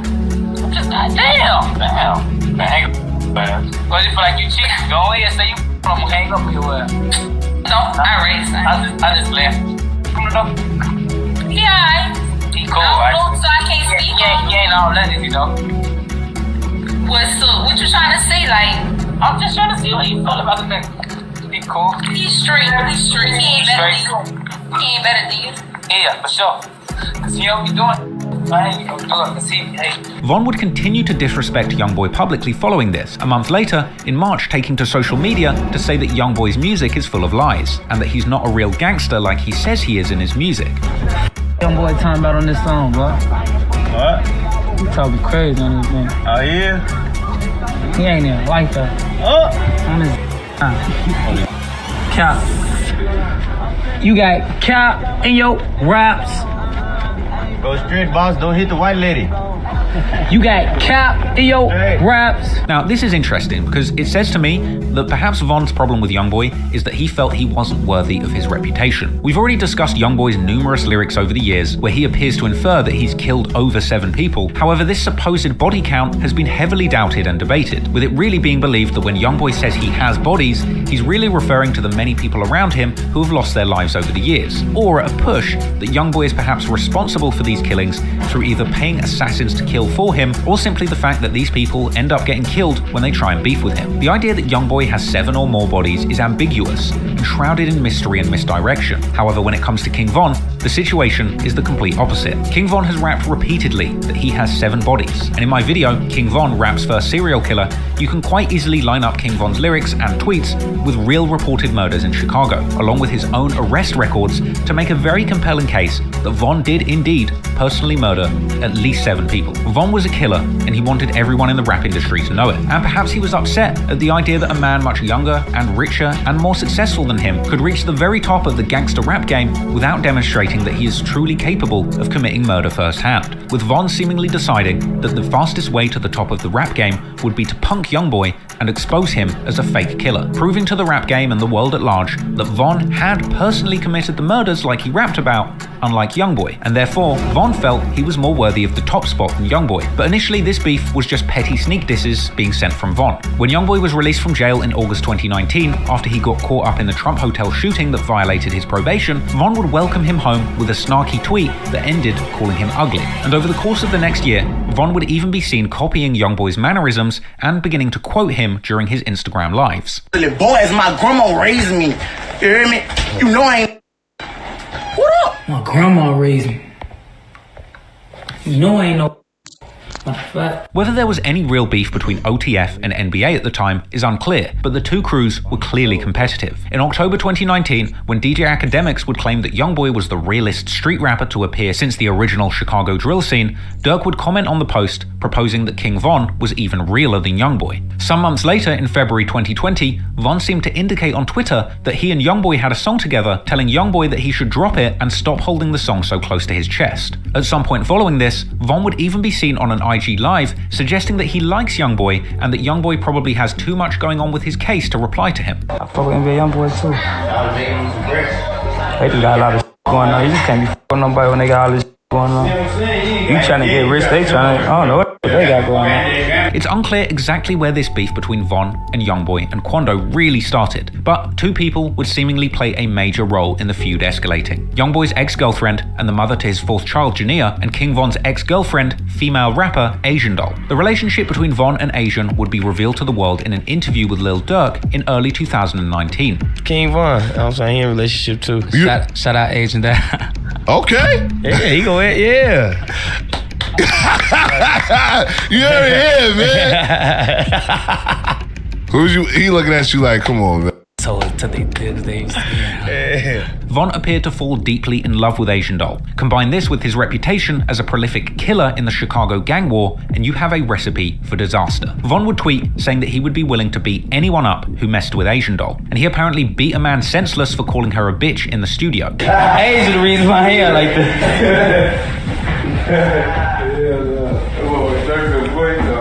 Somebody called my girlfriend a bitch yesterday. And you ain't gonna smack one of them from out his. Tell him what happened to my hand, bro. Folks overbeat his. Call my girlfriend. Woke her back up. I was looking for a try. Then it was walk by. Bro, see, he already left. Where you go? Everybody do that. I'm doing like y'all finna overdo it. I'm now.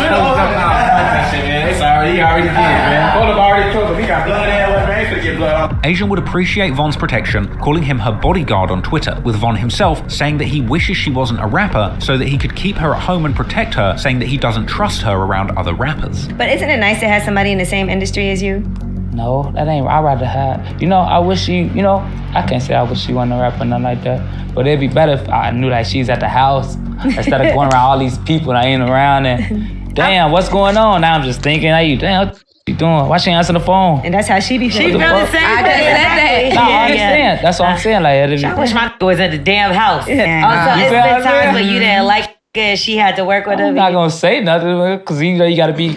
Like I gotta be for sure with yourself, man. I know I'm that. So Von was clearly very possessive about Asian Doll, even tweeting that he would kill somebody for messing with her. However, things would eventually get complicated between Von and Asian, and during the summer of 2020, their relationship appeared to go through an on and off stage, where Von would sometimes indicate on social media that the couple had broken up, while at other times they seemed to be back together. Von was apparently a single man again, and after his high-profile relationship with fellow industry rapper and social media star Asian Doll, he would be looking to get into a new entanglement that might grab some headlines. But his next move would be incredibly bold, and seemingly out of nowhere, Von would make a declaration of war against YoungBoy. In mid-August, Von would post a cryptic tweet saying that he had just made a hit song with a female that people won't believe, and that it was going to be crazy. That very same day, images would surface online showing Von spending private time with none other than Jania, the mother of YoungBoy's fourth child. And later, speculation would begin to swirl off the back of tweets made by Von and his sister Kayla that Von and Jania might have even created a sex tape during their time together. And these rumors would later be strengthened by leaked DMs from an alleged inside source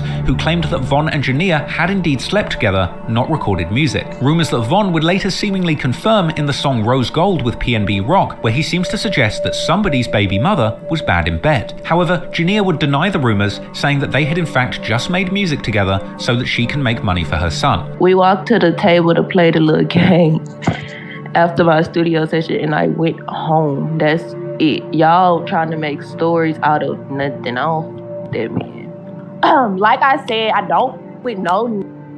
I've been working. We have a song coming out. Y'all wasn't supposed to know, but it is what it is now. We have a song coming out. So when the song come out, y'all with it. Just know it's hard as you feel me. I'm just trying to get my money to take care of my son. Period. GoDaddy is a partner that always puts you first. Start today at GoDaddy.com. Her claims would also be supported by leaked DMs, this time from Von, who alleged that he was just trying to make Asian Doll mad and jealous. However, Asian Doll would then challenge Jania's claims, claiming that she had actually seen romantic DMs between Von and Jania. Now, I've seen it in them DMs. I've been seeing. None of this not a surprise. So all that song. Whatever the truth may be, this certainly wasn't the first time that Jania had been rumored to have had relations with YoungBoy's enemies, as she had previously been connected to both Fredo Bang and Jay the Young'un. Furthermore, leaked DMs from YoungBoy's future wife Jaslyn would seem to suggest that YoungBoy was still hooking up with Jania while she was running around with Von. Nevertheless, despite YoungBoy's relationship with Jania officially being over at this point, he took this rumored hookup between Von and Jania as a very personal attack from Von. And the following day, YoungBoy would respond, posting a picture of him and his son holding stacks of cash, along with a caption saying that since Von likes to troll so much, he's going to make sure that when his son grows up, he smashes Von's daughter. Now, around the same time, for reasons that are still largely unknown, Von's childhood friend and fellow Chirac savage Lil Reese decided to join the beef by tweeting his intentions to beat up YoungBoy's artist Quando Rondo, to which Quando would reply saying that Reese won't do anything. Man, ain't gonna do nothing to me. You know academics. Man, you don't deserve to live no more bit, bro. I hope you on God. At this point, seemingly out of nowhere, suddenly YoungBoy and Quando were beefing with Lil Durk, King Von, and Lil Reese, three of the most famous and respected rappers ever to come out of Chicago. War had now been declared, and things were about to escalate. That same day, YoungBoy would also go live while playing an unreleased song. This song would later turn out to be the murder anthem, Dead Trolls, with YoungBoy addressing Von, saying that he wants to see him and saying that he shouldn't come fishing around his lake, which kind of suggests that Von used the pictures with Jania to bait YoungBoy into beefing him. In the next lyric, YoungBoy makes the wild claim to have 7 bodies in his hometown, just like Von was rumored to have 7 bodies in Chicago, before then going on to threaten to shoot somebody from out of town as soon as they land, and seemingly dissing Jania for messing with his ops for money. YoungBoy would also rap that his ops are mad that they can't get a feature from him, perhaps a hint to a potentially uncleared collaboration between the two artists being held back by YoungBoy, as one of Von's earlier tweets seemed to suggest. And in the song's outro, YoungBoy makes an interesting reference to the Chicago basketball legend D. Rose, who had a phenomenal start to his career in his hometown team Chicago Bulls, but later went through difficult times in other cities and teams due to injuries. A possible reference to the fact that Lil Durk and Von had moved out of Chicago to Atlanta at this point in their careers, as well as the fact that they famously were friends with another gang member from Chicago who went by the nickname D. Rose. Now, fans' reaction to this song was mixed, with some arguing that it was dedicated to the numerous other enemies that YoungBoy had made in the rap game and the streets over the years, while others would argue that the entire song was all about King Von. Some would even later claim that the song had actually predicted King Von's death, as YoungBoy raps about planning on killing someone in Atlanta while also claiming that he will do it after their show where their next one is at. And while that certainly seems far-fetched and more like a creepy coincidence, what isn't a coincidence is the fact that YoungBoy decided to drop this snippet right after Von had been seen photographed with the mother of his child. A day later, Von tweets claiming not to have a girlfriend and to be focusing on his career. But it seems that Von had paid attention to YoungBoy, because just a few days after the snippet of Dead Trolls hit the internet, Von would drop a snippet of his own, a track titled Too Real, a song where he raps that he will expose someone and that he's going to kill someone because of a rap beef. About a month later in September, Von would address the beef with YoungBoy during an IG live, saying that he doesn't want beef over insignificant things and with people from other states, but if he gets the feeling that someone doesn't like him, he really doesn't even need a reason to escalate things. Look, for everybody, I ain't into nobody, you hear me? Towards the people I've been having in the streets, you know what I'm saying? I wouldn't be a tour with nobody from all in another town. No reason, like you gotta be a tour with somebody for a reason. Just know we a tour gang, okay? Nah, you see what I'm saying? I'm the type, I don't gotta know why we in tour or nothing. You only gotta tell me why you don't like me. Don't even tell me why you don't like me. I don't even care. Just let me know you don't like me. You see what I'm saying? Let me know how you don't like me. If that's what it is. Let me know. I'm like, alright, you know what I'm saying? Let me know. But I'm so gangster that I don't need a reason. It don't gotta be no reason. We can be into it. Like, I don't care. It don't gotta be a reason, for real. I'm into it, people. It don't gotta be no reason. I don't know why. I don't care why. But it can be that, you see what I'm saying?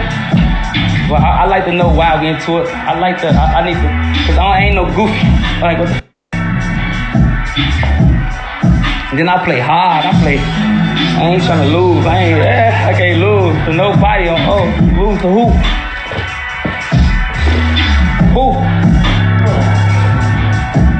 Who, Lloyd? Who I'ma lose to?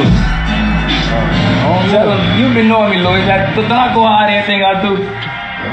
Tell him, you came from, how you get a chain in your neck, Lloyd?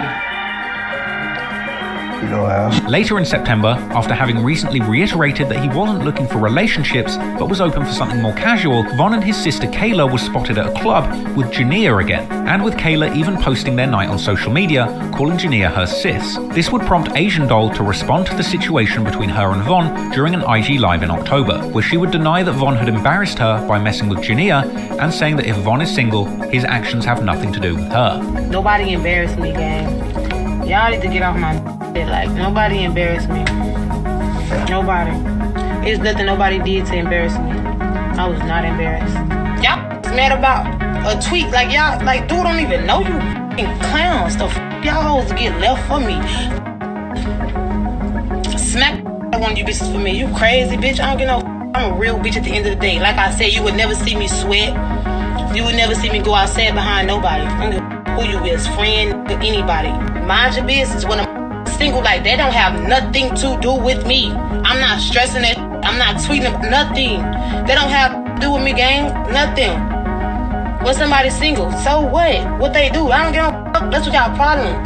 However, not much long after, Von would go live with Asian, and the two appeared to be on friendly terms. This was a confusing situation, but perhaps in the words of the great Juicy J, these hoes were for everybody. And in October, King Von would release a song speaking on the situation in the same sentiment. Von would begin to promote his new song called Mine 2, where Von essentially raps, "I ain't finna beef about girls with someone, because their girl is mine too." Clearly he's talking about Jania here, and he appeared to throw direct shots at YoungBoy on the song too, rapping about having beef in NOLA, or Louisiana, where YoungBoy is from, and saying that somebody acts gangster on the mic, but now Von wants to see if he is really gangster in real life. Ironically though, a day after this song came out, Von would also tweet that once someone has slept with his girl, he doesn't want her anymore, because as it turned out, YoungBoy may have given Von a taste of his own medicine by hooking up with Asian Doll around this time. In October 2020, after the rumored breakup with Von, Asian Doll tweets saying that she only dates killers with 3 bodies or more. Now, considering the fact that YoungBoy had just released his King Von diss song, Dead Trolls, where he rapped that he was responsible for 7 murders in his hometown, YoungBoy would seemingly meet the 3 murder requirement to date Asian Doll. And leaked DMs from YoungBoy's camp would later seemingly suggest that Asian and YoungBoy had indeed hooked up,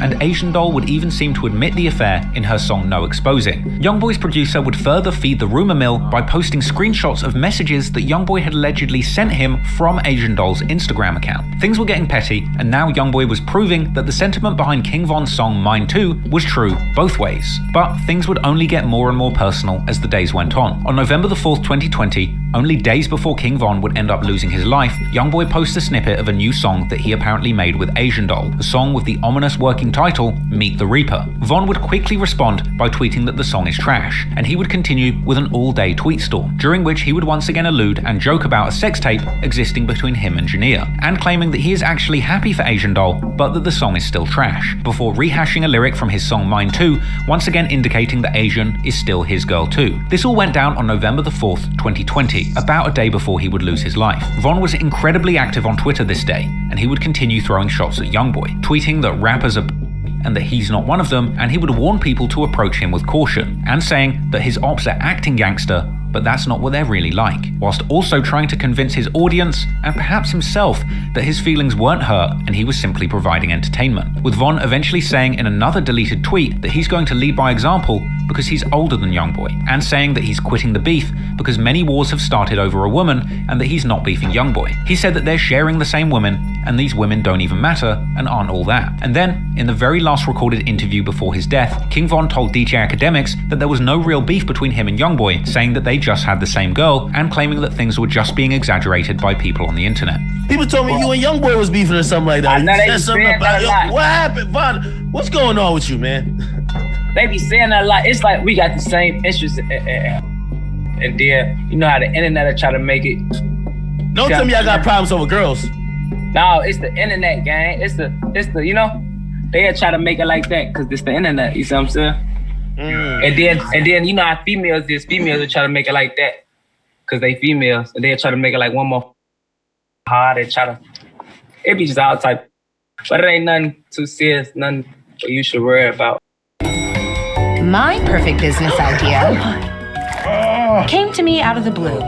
Unfortunately for Von, things would be very serious indeed, and the very night after that interview, Von himself would escalate things out of his own control, and ultimately wound up getting more than he bargained for. Just after midnight on the 5th of November 2020, Von tweets his location for the evening, a show at Atlanta club Opium. Von would go live on Instagram on the way to the club in good spirits, rapping along to his own music. He would go live pre-show with the name of the club pinned, and he would be seen on Instagram, posted up, smoking hookah with his entourage of O-Block natives. He went on to play that concert at Opium, where he would be seen jamming out on stage at the club. Just after 1 AM, Von retweeted a Young and Ace lyric with a caption saying his crew are going to catch someone and he sees them as food. While Von is performing at Opium, Quando Rondo and his entourage are fresh off recording a new music video for a song called The Drop, being seen after that shoot on social media, showing off an array of high-powered weapons that they're holding. After finishing his show, Von would be seen leaving Opium in an SUV, and interestingly, the truck can be heard playing the YoungBoy song My Window as it drove away. A lot of cars behind him.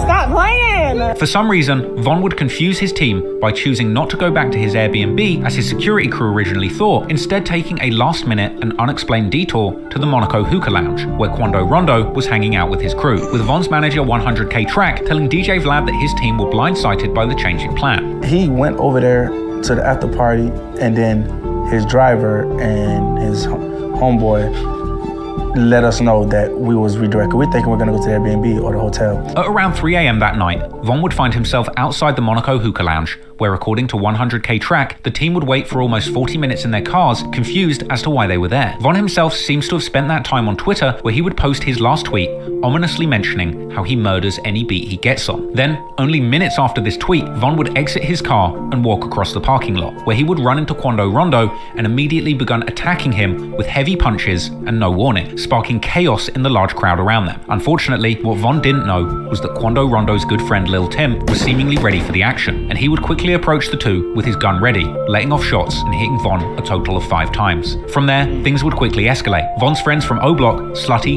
BJ, and Louis immediately got their guns out and began to return fire to Lil Tim, leaving Tim wounded but alive on the ground, as Slutty's gun appears to jam right when he's standing over Lil Tim about to execute him. While chaos is ensuing all around them, Von is seemingly wrestling with Quando on the ground, perhaps instinctively grabbing onto him whilst holding onto his life, until King Von's friend Muwop approaches the two and separating them by striking Quando once with a large punch. Meanwhile, Von's other friends Slutty, BJ, and Louis attempt to flee the scene after taking part in the shootout and almost killing Lil Tim, without realizing that they were running directly towards police officers who open fire, believing that their lives are in danger too. This killed Slutty and left Louis in critical condition with a headshot wound, and BJ was shot in the leg. BJ would actually later comment on the events of that night on social media, questioning if others would have had the courage to shoot someone with police all around them, and saying that the police should have shot him in the head as well. But while the cops are having a shootout with other O Block members, Muwop and other O Block associates would drag King Von's limp body to a waiting car, rushing him to hospital. But what's even more crazy is that Quando would also take a wounded Lil Tim to the very same hospital that King Von and his team were at, with Quando going live showing him trying to help Tim into the hospital and get assistance from the staff.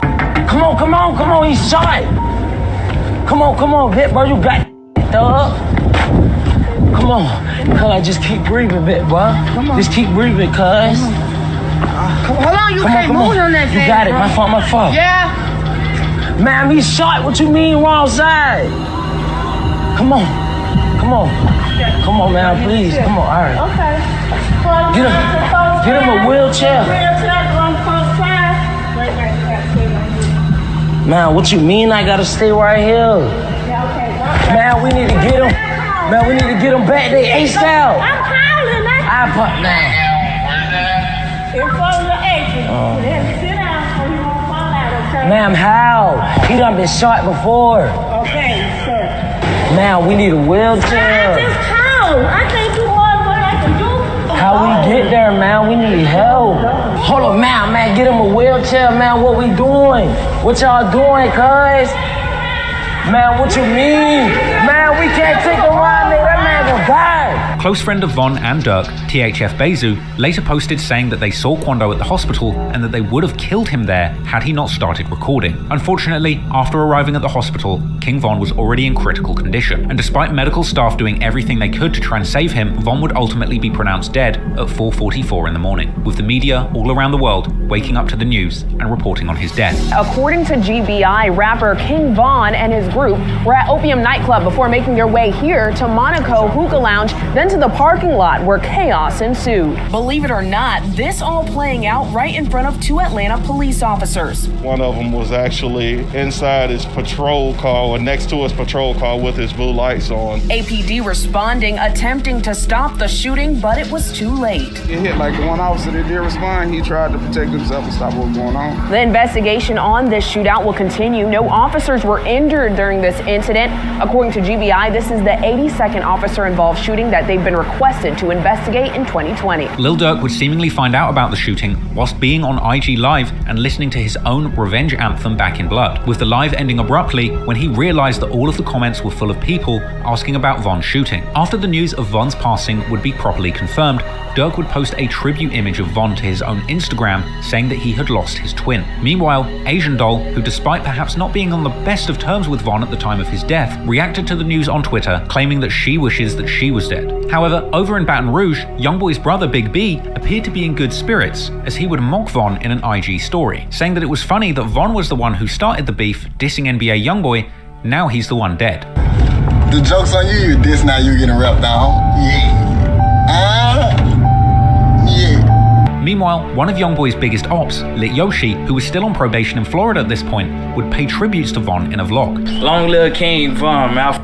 Old block boys. Right. Von's friends and associates would naturally have a strong response to his death, seemingly taking it as a full declaration of war between them and the NBA camp. 600 Breezy claimed to be headed from Chicago to YoungBoy's hood at 150 miles an hour with the Steppers. BJ, who was still probably being treated for his leg shot wound, would also respond, saying that their ops are now cursed and that they don't stand a chance against O-Block. Meanwhile, YoungBoy affiliate Michi downplayed these declarations of war, saying that real gangsters only slide in silence. Right there, all ain't doing no hell, scary, doing all that capping, get on that, all that, man, real speak. Hey, if you go do something, man, do something, you don't come to the city and annihilate you in the city, man. You was supposed to slab out that, man. In a bittersweet turn of events, just a few days after Von's passing, his album Welcome to O-Block would become his highest charting project ever, debuting posthumously at the unlucky number 13 on Billboard, ironically, one position above YoungBoy's top album, which at that point had already spent 8 weeks on the charts after going number 1 on debut.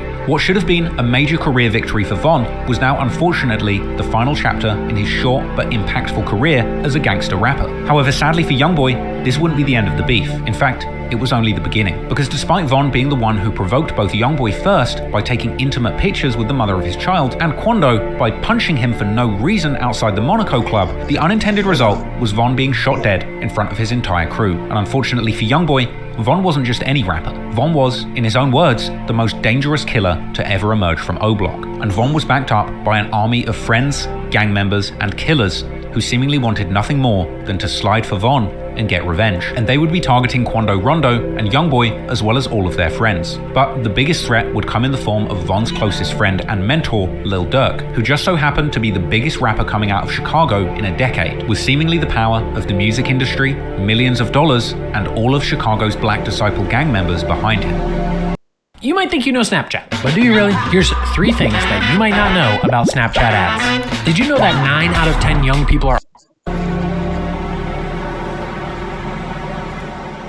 When King Von and YoungBoy had gone back and forth in the summer of 2020, it was hard to imagine that their rap beef would become something deadly. But the unfortunate truth of street life is that if you're constantly armed and around other groups who are armed, it's very easy for a small disagreement to escalate into a Wild West style shootout. It's hard to believe that Quando Rondo could have possibly wanted King Von dead when he was seemingly blindsided by Von punching him in the first place. Ultimately, Quando's friend Lil Tim was simply protecting his people's best interests when he fired on King Von. Perhaps it was an overreaction, but in the capacity of Quando's muscle, he's supposed to take action and protect Quando from danger. The unfortunate circumstances of that night created a situation that nobody wanted to be in, but it is what it is. And when Lil Tim pulled that trigger, this escalated things from an industry rap beef to an interstate gang war where blood had been shed. King Von was a beloved figure in Chicago drill, not just because of his hit songs about Chicago street life, but also for his reputation as a gangster in the streets, being associated with at least 7 murders,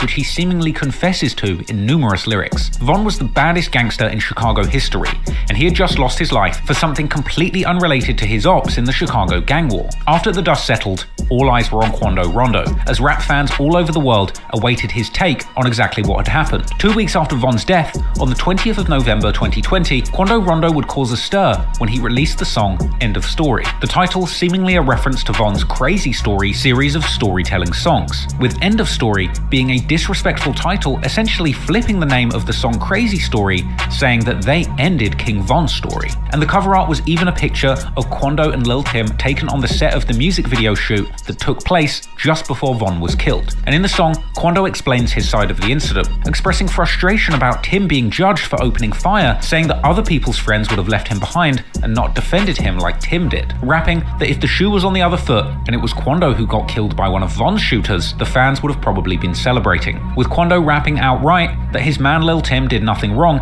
and if your friends wouldn't do the same, you probably shouldn't have them around you. But Quando would go even further than just giving his side, dropping lyrics that seemed to be a direct sign of disrespect to Von and his entourage from O-Block, essentially dissing Von and his friends, saying, "Blood on your brother on the ground, go pick your mans up," and rapping that he and Tim are claiming self-defense and that Von should have never put his hands on Quando. Quando would claim that this situation has now led to $1 million bounty being put on his head, with Quando taunting his ops from Chicago, saying, "That all you got? Why not make it 8 million?" More than just a bounty on his head, reportedly Lil Durk was taking steps behind the scenes to harm the careers of both Quando Rondo and YoungBoy following this incident. Rumors would circulate that Durk had been buying all the tickets to Quando shows amid a spate of concert cancellations. Durk would even rap in his song Hellcats and Trackhawks, which was circulating in late November, that they're looking for somebody at their shows, as well as a line towards Quando or YoungBoy saying that they're not feeling your favorite rapper. Clearly, Durk was devastated by the loss of Von and placed the blame squarely on Quando Rondo and YoungBoy. Moving forward,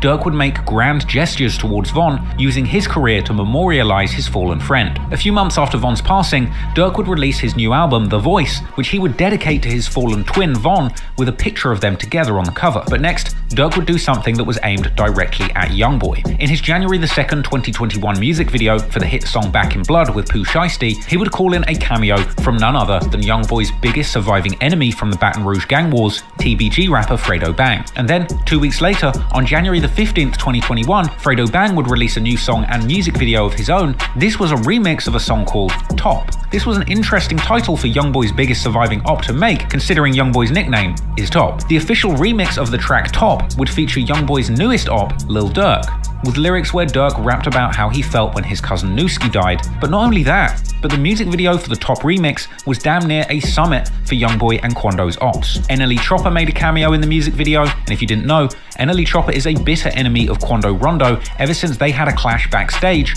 with Quando smashing a bottle over one of NLE Chopper's friends' heads. The music video also featured a close-up shot showing one of Durk's OTF chains and a YNW chain belonging to Florida rapper YNW Melly. This was actually a reference to yet another ongoing feud between Melly's YNW crew and YoungBoy and Quando, dating all the way back to summer 2018, with a member of Melly's crew, YNW Sack Chaser, hopping on IG Live to tell the story of an altercation between the YNW crew, YoungBoy and Quando Rondo, where apparently these two crews would get into a huge brawl at the Atlantic Records offices. We put up at Atlantic. YoungBoy already outside looking like this. So like, maybe like, they go YoungBoy. I said, oh, yeah, we might not have to fade in it. So I asked straight. Me and Drew, we were like, straight. And he was like, yo, straight. Yo, straight. YoungBoy, like, he talked to the Eli dude. He like, bro, all that, man, I'm finna just pop off. So then he popped off. He hit Melly, boom, but it's some weak. Like, you would think strong, but his body like dead. He hit him, boom. So like, Melly, when he hit him, Melly hit him 2 times, boom, boom. And that's when I popped off on him. Popped off on YoungBoy. And then his came after me. And they started boom, boom, boom, boom. Melly hit on the ground. He fell on the ground because they had like bulldozers. So then they had ran, like the dude broke it up. They ran out the room. Then they came back in there. Quando Rondo came in that time. Yeah, started jumping me. Boom, boom, boom, boom. Caught Quando Rondo's ass in the forehead. Boom. He caught my ass back in the forehead. Jumped up in the sky. Jumped on my chest. Ran out. I always running though. Everybody always run from my ass. They ran out. So then YoungBoy tried to jump. Come hit my ass too. And Melly caught his ass. Boom. Hit his ass and boom. And it was over with. And they just left. It would seem that following this fight, both Melly and Von would become close friends, perhaps through a shared dislike of YoungBoy. Ultimately, they became close before Von passed, sharing the stage and studio sessions together, as well as collaborating on songs like Rollin'. Melly was seemingly a common connection between YoungBoy's enemies, as Melly had collaborated with Fredo Bang 2, with them appearing together in studio sessions teasing collaborations in late 2018, and they would end up releasing numerous songs together, like the song Ingredients on Melly's We All Shine project and Fredo's single Brazy. In fact, when YNW Melly ended up getting charged with the double murder of two of his friends, prosecutors had apparently suggested that Fredo Bang might have been the person who Melly called to come and get him after the murders took place.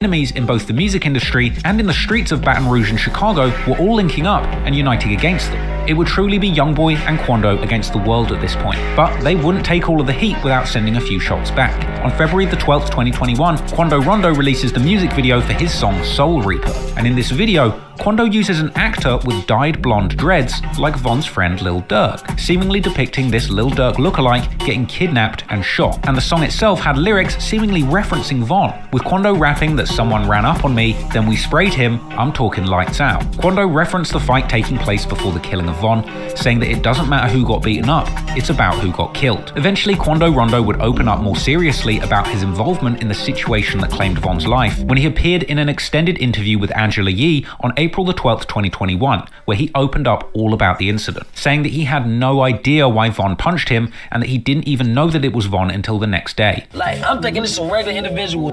Next thing you know, it hit me. So I looked at it like, all right, babe, I ain't mad at nothing about it, but I guess this is how I go. Like, I looked at it, I'm like, this the big bro. In my mind, I'm just thinking regular in reality. Quando would also say that he didn't even know there was a beef between YoungBoy's camp and Von's crew. Cause I know dude just dropped the tape. Like, was they trying to do something to me? Like, just boost him up or like, what? I don't know. You just don't know where it came from. You have no idea. Despite Quando's attempts at calming things down with this interview, seemingly there was no stopping the consequences. And in the coming months, Quando and his team would be a frequent target of what appeared to be revenge attacks. He would be targeted in a shooting after a show at a gas station convenience store in Georgia on the 2nd of May 2021, luckily escaping without injury. And Quando wouldn't be discouraged by this attempt on his life either, and he would continue to push his career forward. On May the 7th, 2021, Quando released his 6th mixtape, Still Taking Risks, his first full-length release since the killing of King Von, a project laced with disrespectful references to the incident where Von died. And Lil Tim, Quando's homie who shot Von, would end up releasing a disrespectful diss song and music video of his own titled Off the List, where Lil Tim would rap boastfully about having just checked someone off the list and upped the score by gunning someone down. And YoungBoy's crew were throwing their full support behind Quando and Tim too, with NBA Ben 10 calling for Tim's freedom at the end of 2021, with a social media post showing that Ben has Tim saved in his phone as Von Killer. However, the pressure was piling up for Durk to do something in retaliation for Von's death. Since Von lost his life, the internet was awash with people commenting, "Slide for Von," a common comment by internet trolls looking to goad Durk into getting revenge on Quando and YoungBoy for what happened to Von. Unsurprisingly, all of this talk of sliding for Von was clearly getting to the very man that everybody was asking to slide, Lil Durk. So it would seem that Durk, unable to keep his beef in the streets, felt compelled to rap about the situation on songs. On October the 8th, 2021, Lil Durk raps on the Who Wants Smoke remix, saying that people keep trolling him saying slide for Von, but he's already got back. People just don't know it, as well as rapping that people die pumping gas, a possible reference to the shooting of Quando at a gas station earlier in the year. It seemed that Durk was trying to quash the slide for Von trend by hinting to the world that he had in fact already slid and tried to have Quando killed. That track was followed a week later by Durk's new song Pissed Me Off, where he raps that since he lost Von, he can't be happy until they even the score, and rapping, perhaps self-referentially, that if you're not a shooter, you should put up money for the guns, stolen cars, and the bail. On the 1-year anniversary of King Von's death, Quando Rondo tweets that I never forgave you for what you did, and that hurt me to this day. Perhaps he's still talking about Von sucker punching him, or perhaps he's talking about Lil Durk and the campaign behind the scenes to avenge Von, even though Von was the aggressor. After all, King Von's real beef was with Quando's label mate YoungBoy, and YoungBoy himself wouldn't have kind words for Von either. After this tweet, YoungBoy would reference Von's death publicly on audio-based social media app Clubhouse, telling DJ Academics that this is what happens when someone comes in the industry trying to be the tough guy, and that Von acted on his feelings and now he can't feel anymore. Man, we see how this turned out with certain come inside the rap game and feel like, oh, I'm the one who they got to get into it with for the reach this certain point of what. Man, boy, you can stink like your ass a gangster, boy. He gonna show you something, boy. We done seen this. We done seen this. Wanna be a gangster too bad. Be a killer too bad, man. You better calm your stupid ass down, for you can't have no type of emotion no more, boy. Yeah. Man, you know how this.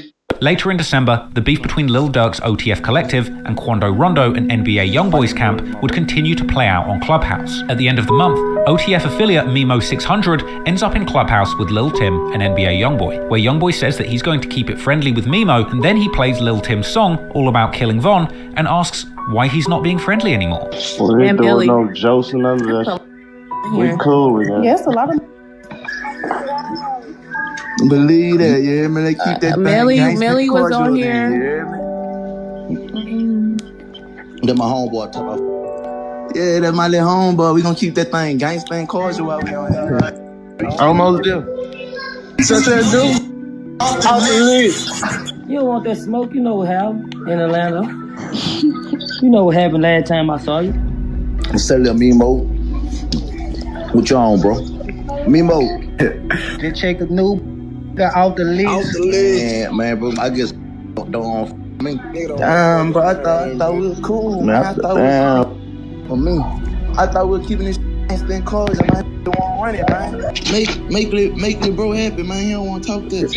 Clearly, YoungBoy wasn't over his beef with Von, and things were about to go to a whole new level of public disrespect. And moving into 2022, on January the 12th, YoungBoy drops a song referencing the killing of Von, rapping on the track Bring the Hook that he's smoking that O-Block pack and that Von got folded up in Atlanta after saying he was going to kill YoungBoy, with YoungBoy even comparing Von's death to something from the show Squid Game, which if you think about it is kind of a deep bar, because in many ways, the drill music game is as dangerous and deadly as the Squid Games for Von and YoungBoy. YoungBoy also dropped a line about a body being stitched back up, seemingly a reference to leaked images from King Von's autopsy. And also another disrespectful line where he says that Von must have seen a gremlin the way his body shook, and comparing hunting ops to fishing, and ending the track saying, "You know I pull off plenty killings." Durk would respond to the song with a social media post the same day, saying, "Don't claim it if you didn't do it," and calling YoungBoy a bitch while sitting next to a picture of Von. King Von's sister, Kayla B, would then chime in, repeating that statement on her Twitter, and the following day mocking YoungBoy for acting like he's a demon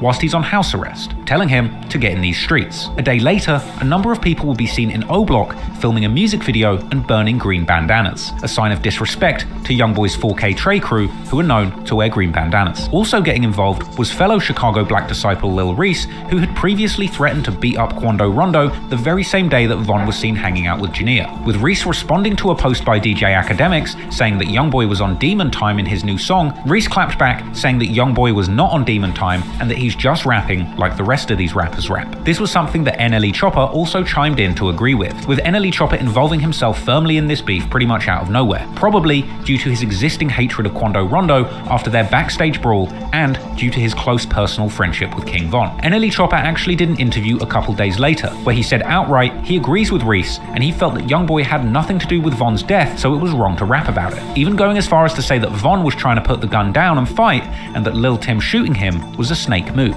Pretty much I was just agreeing with what Reese said, because at the end of the day, like I said, it's certain things that nobody's right or nobody's wrong in my opinion, but you know what I'm saying, I know what's right with me, and I don't know like who I stand with and who I support.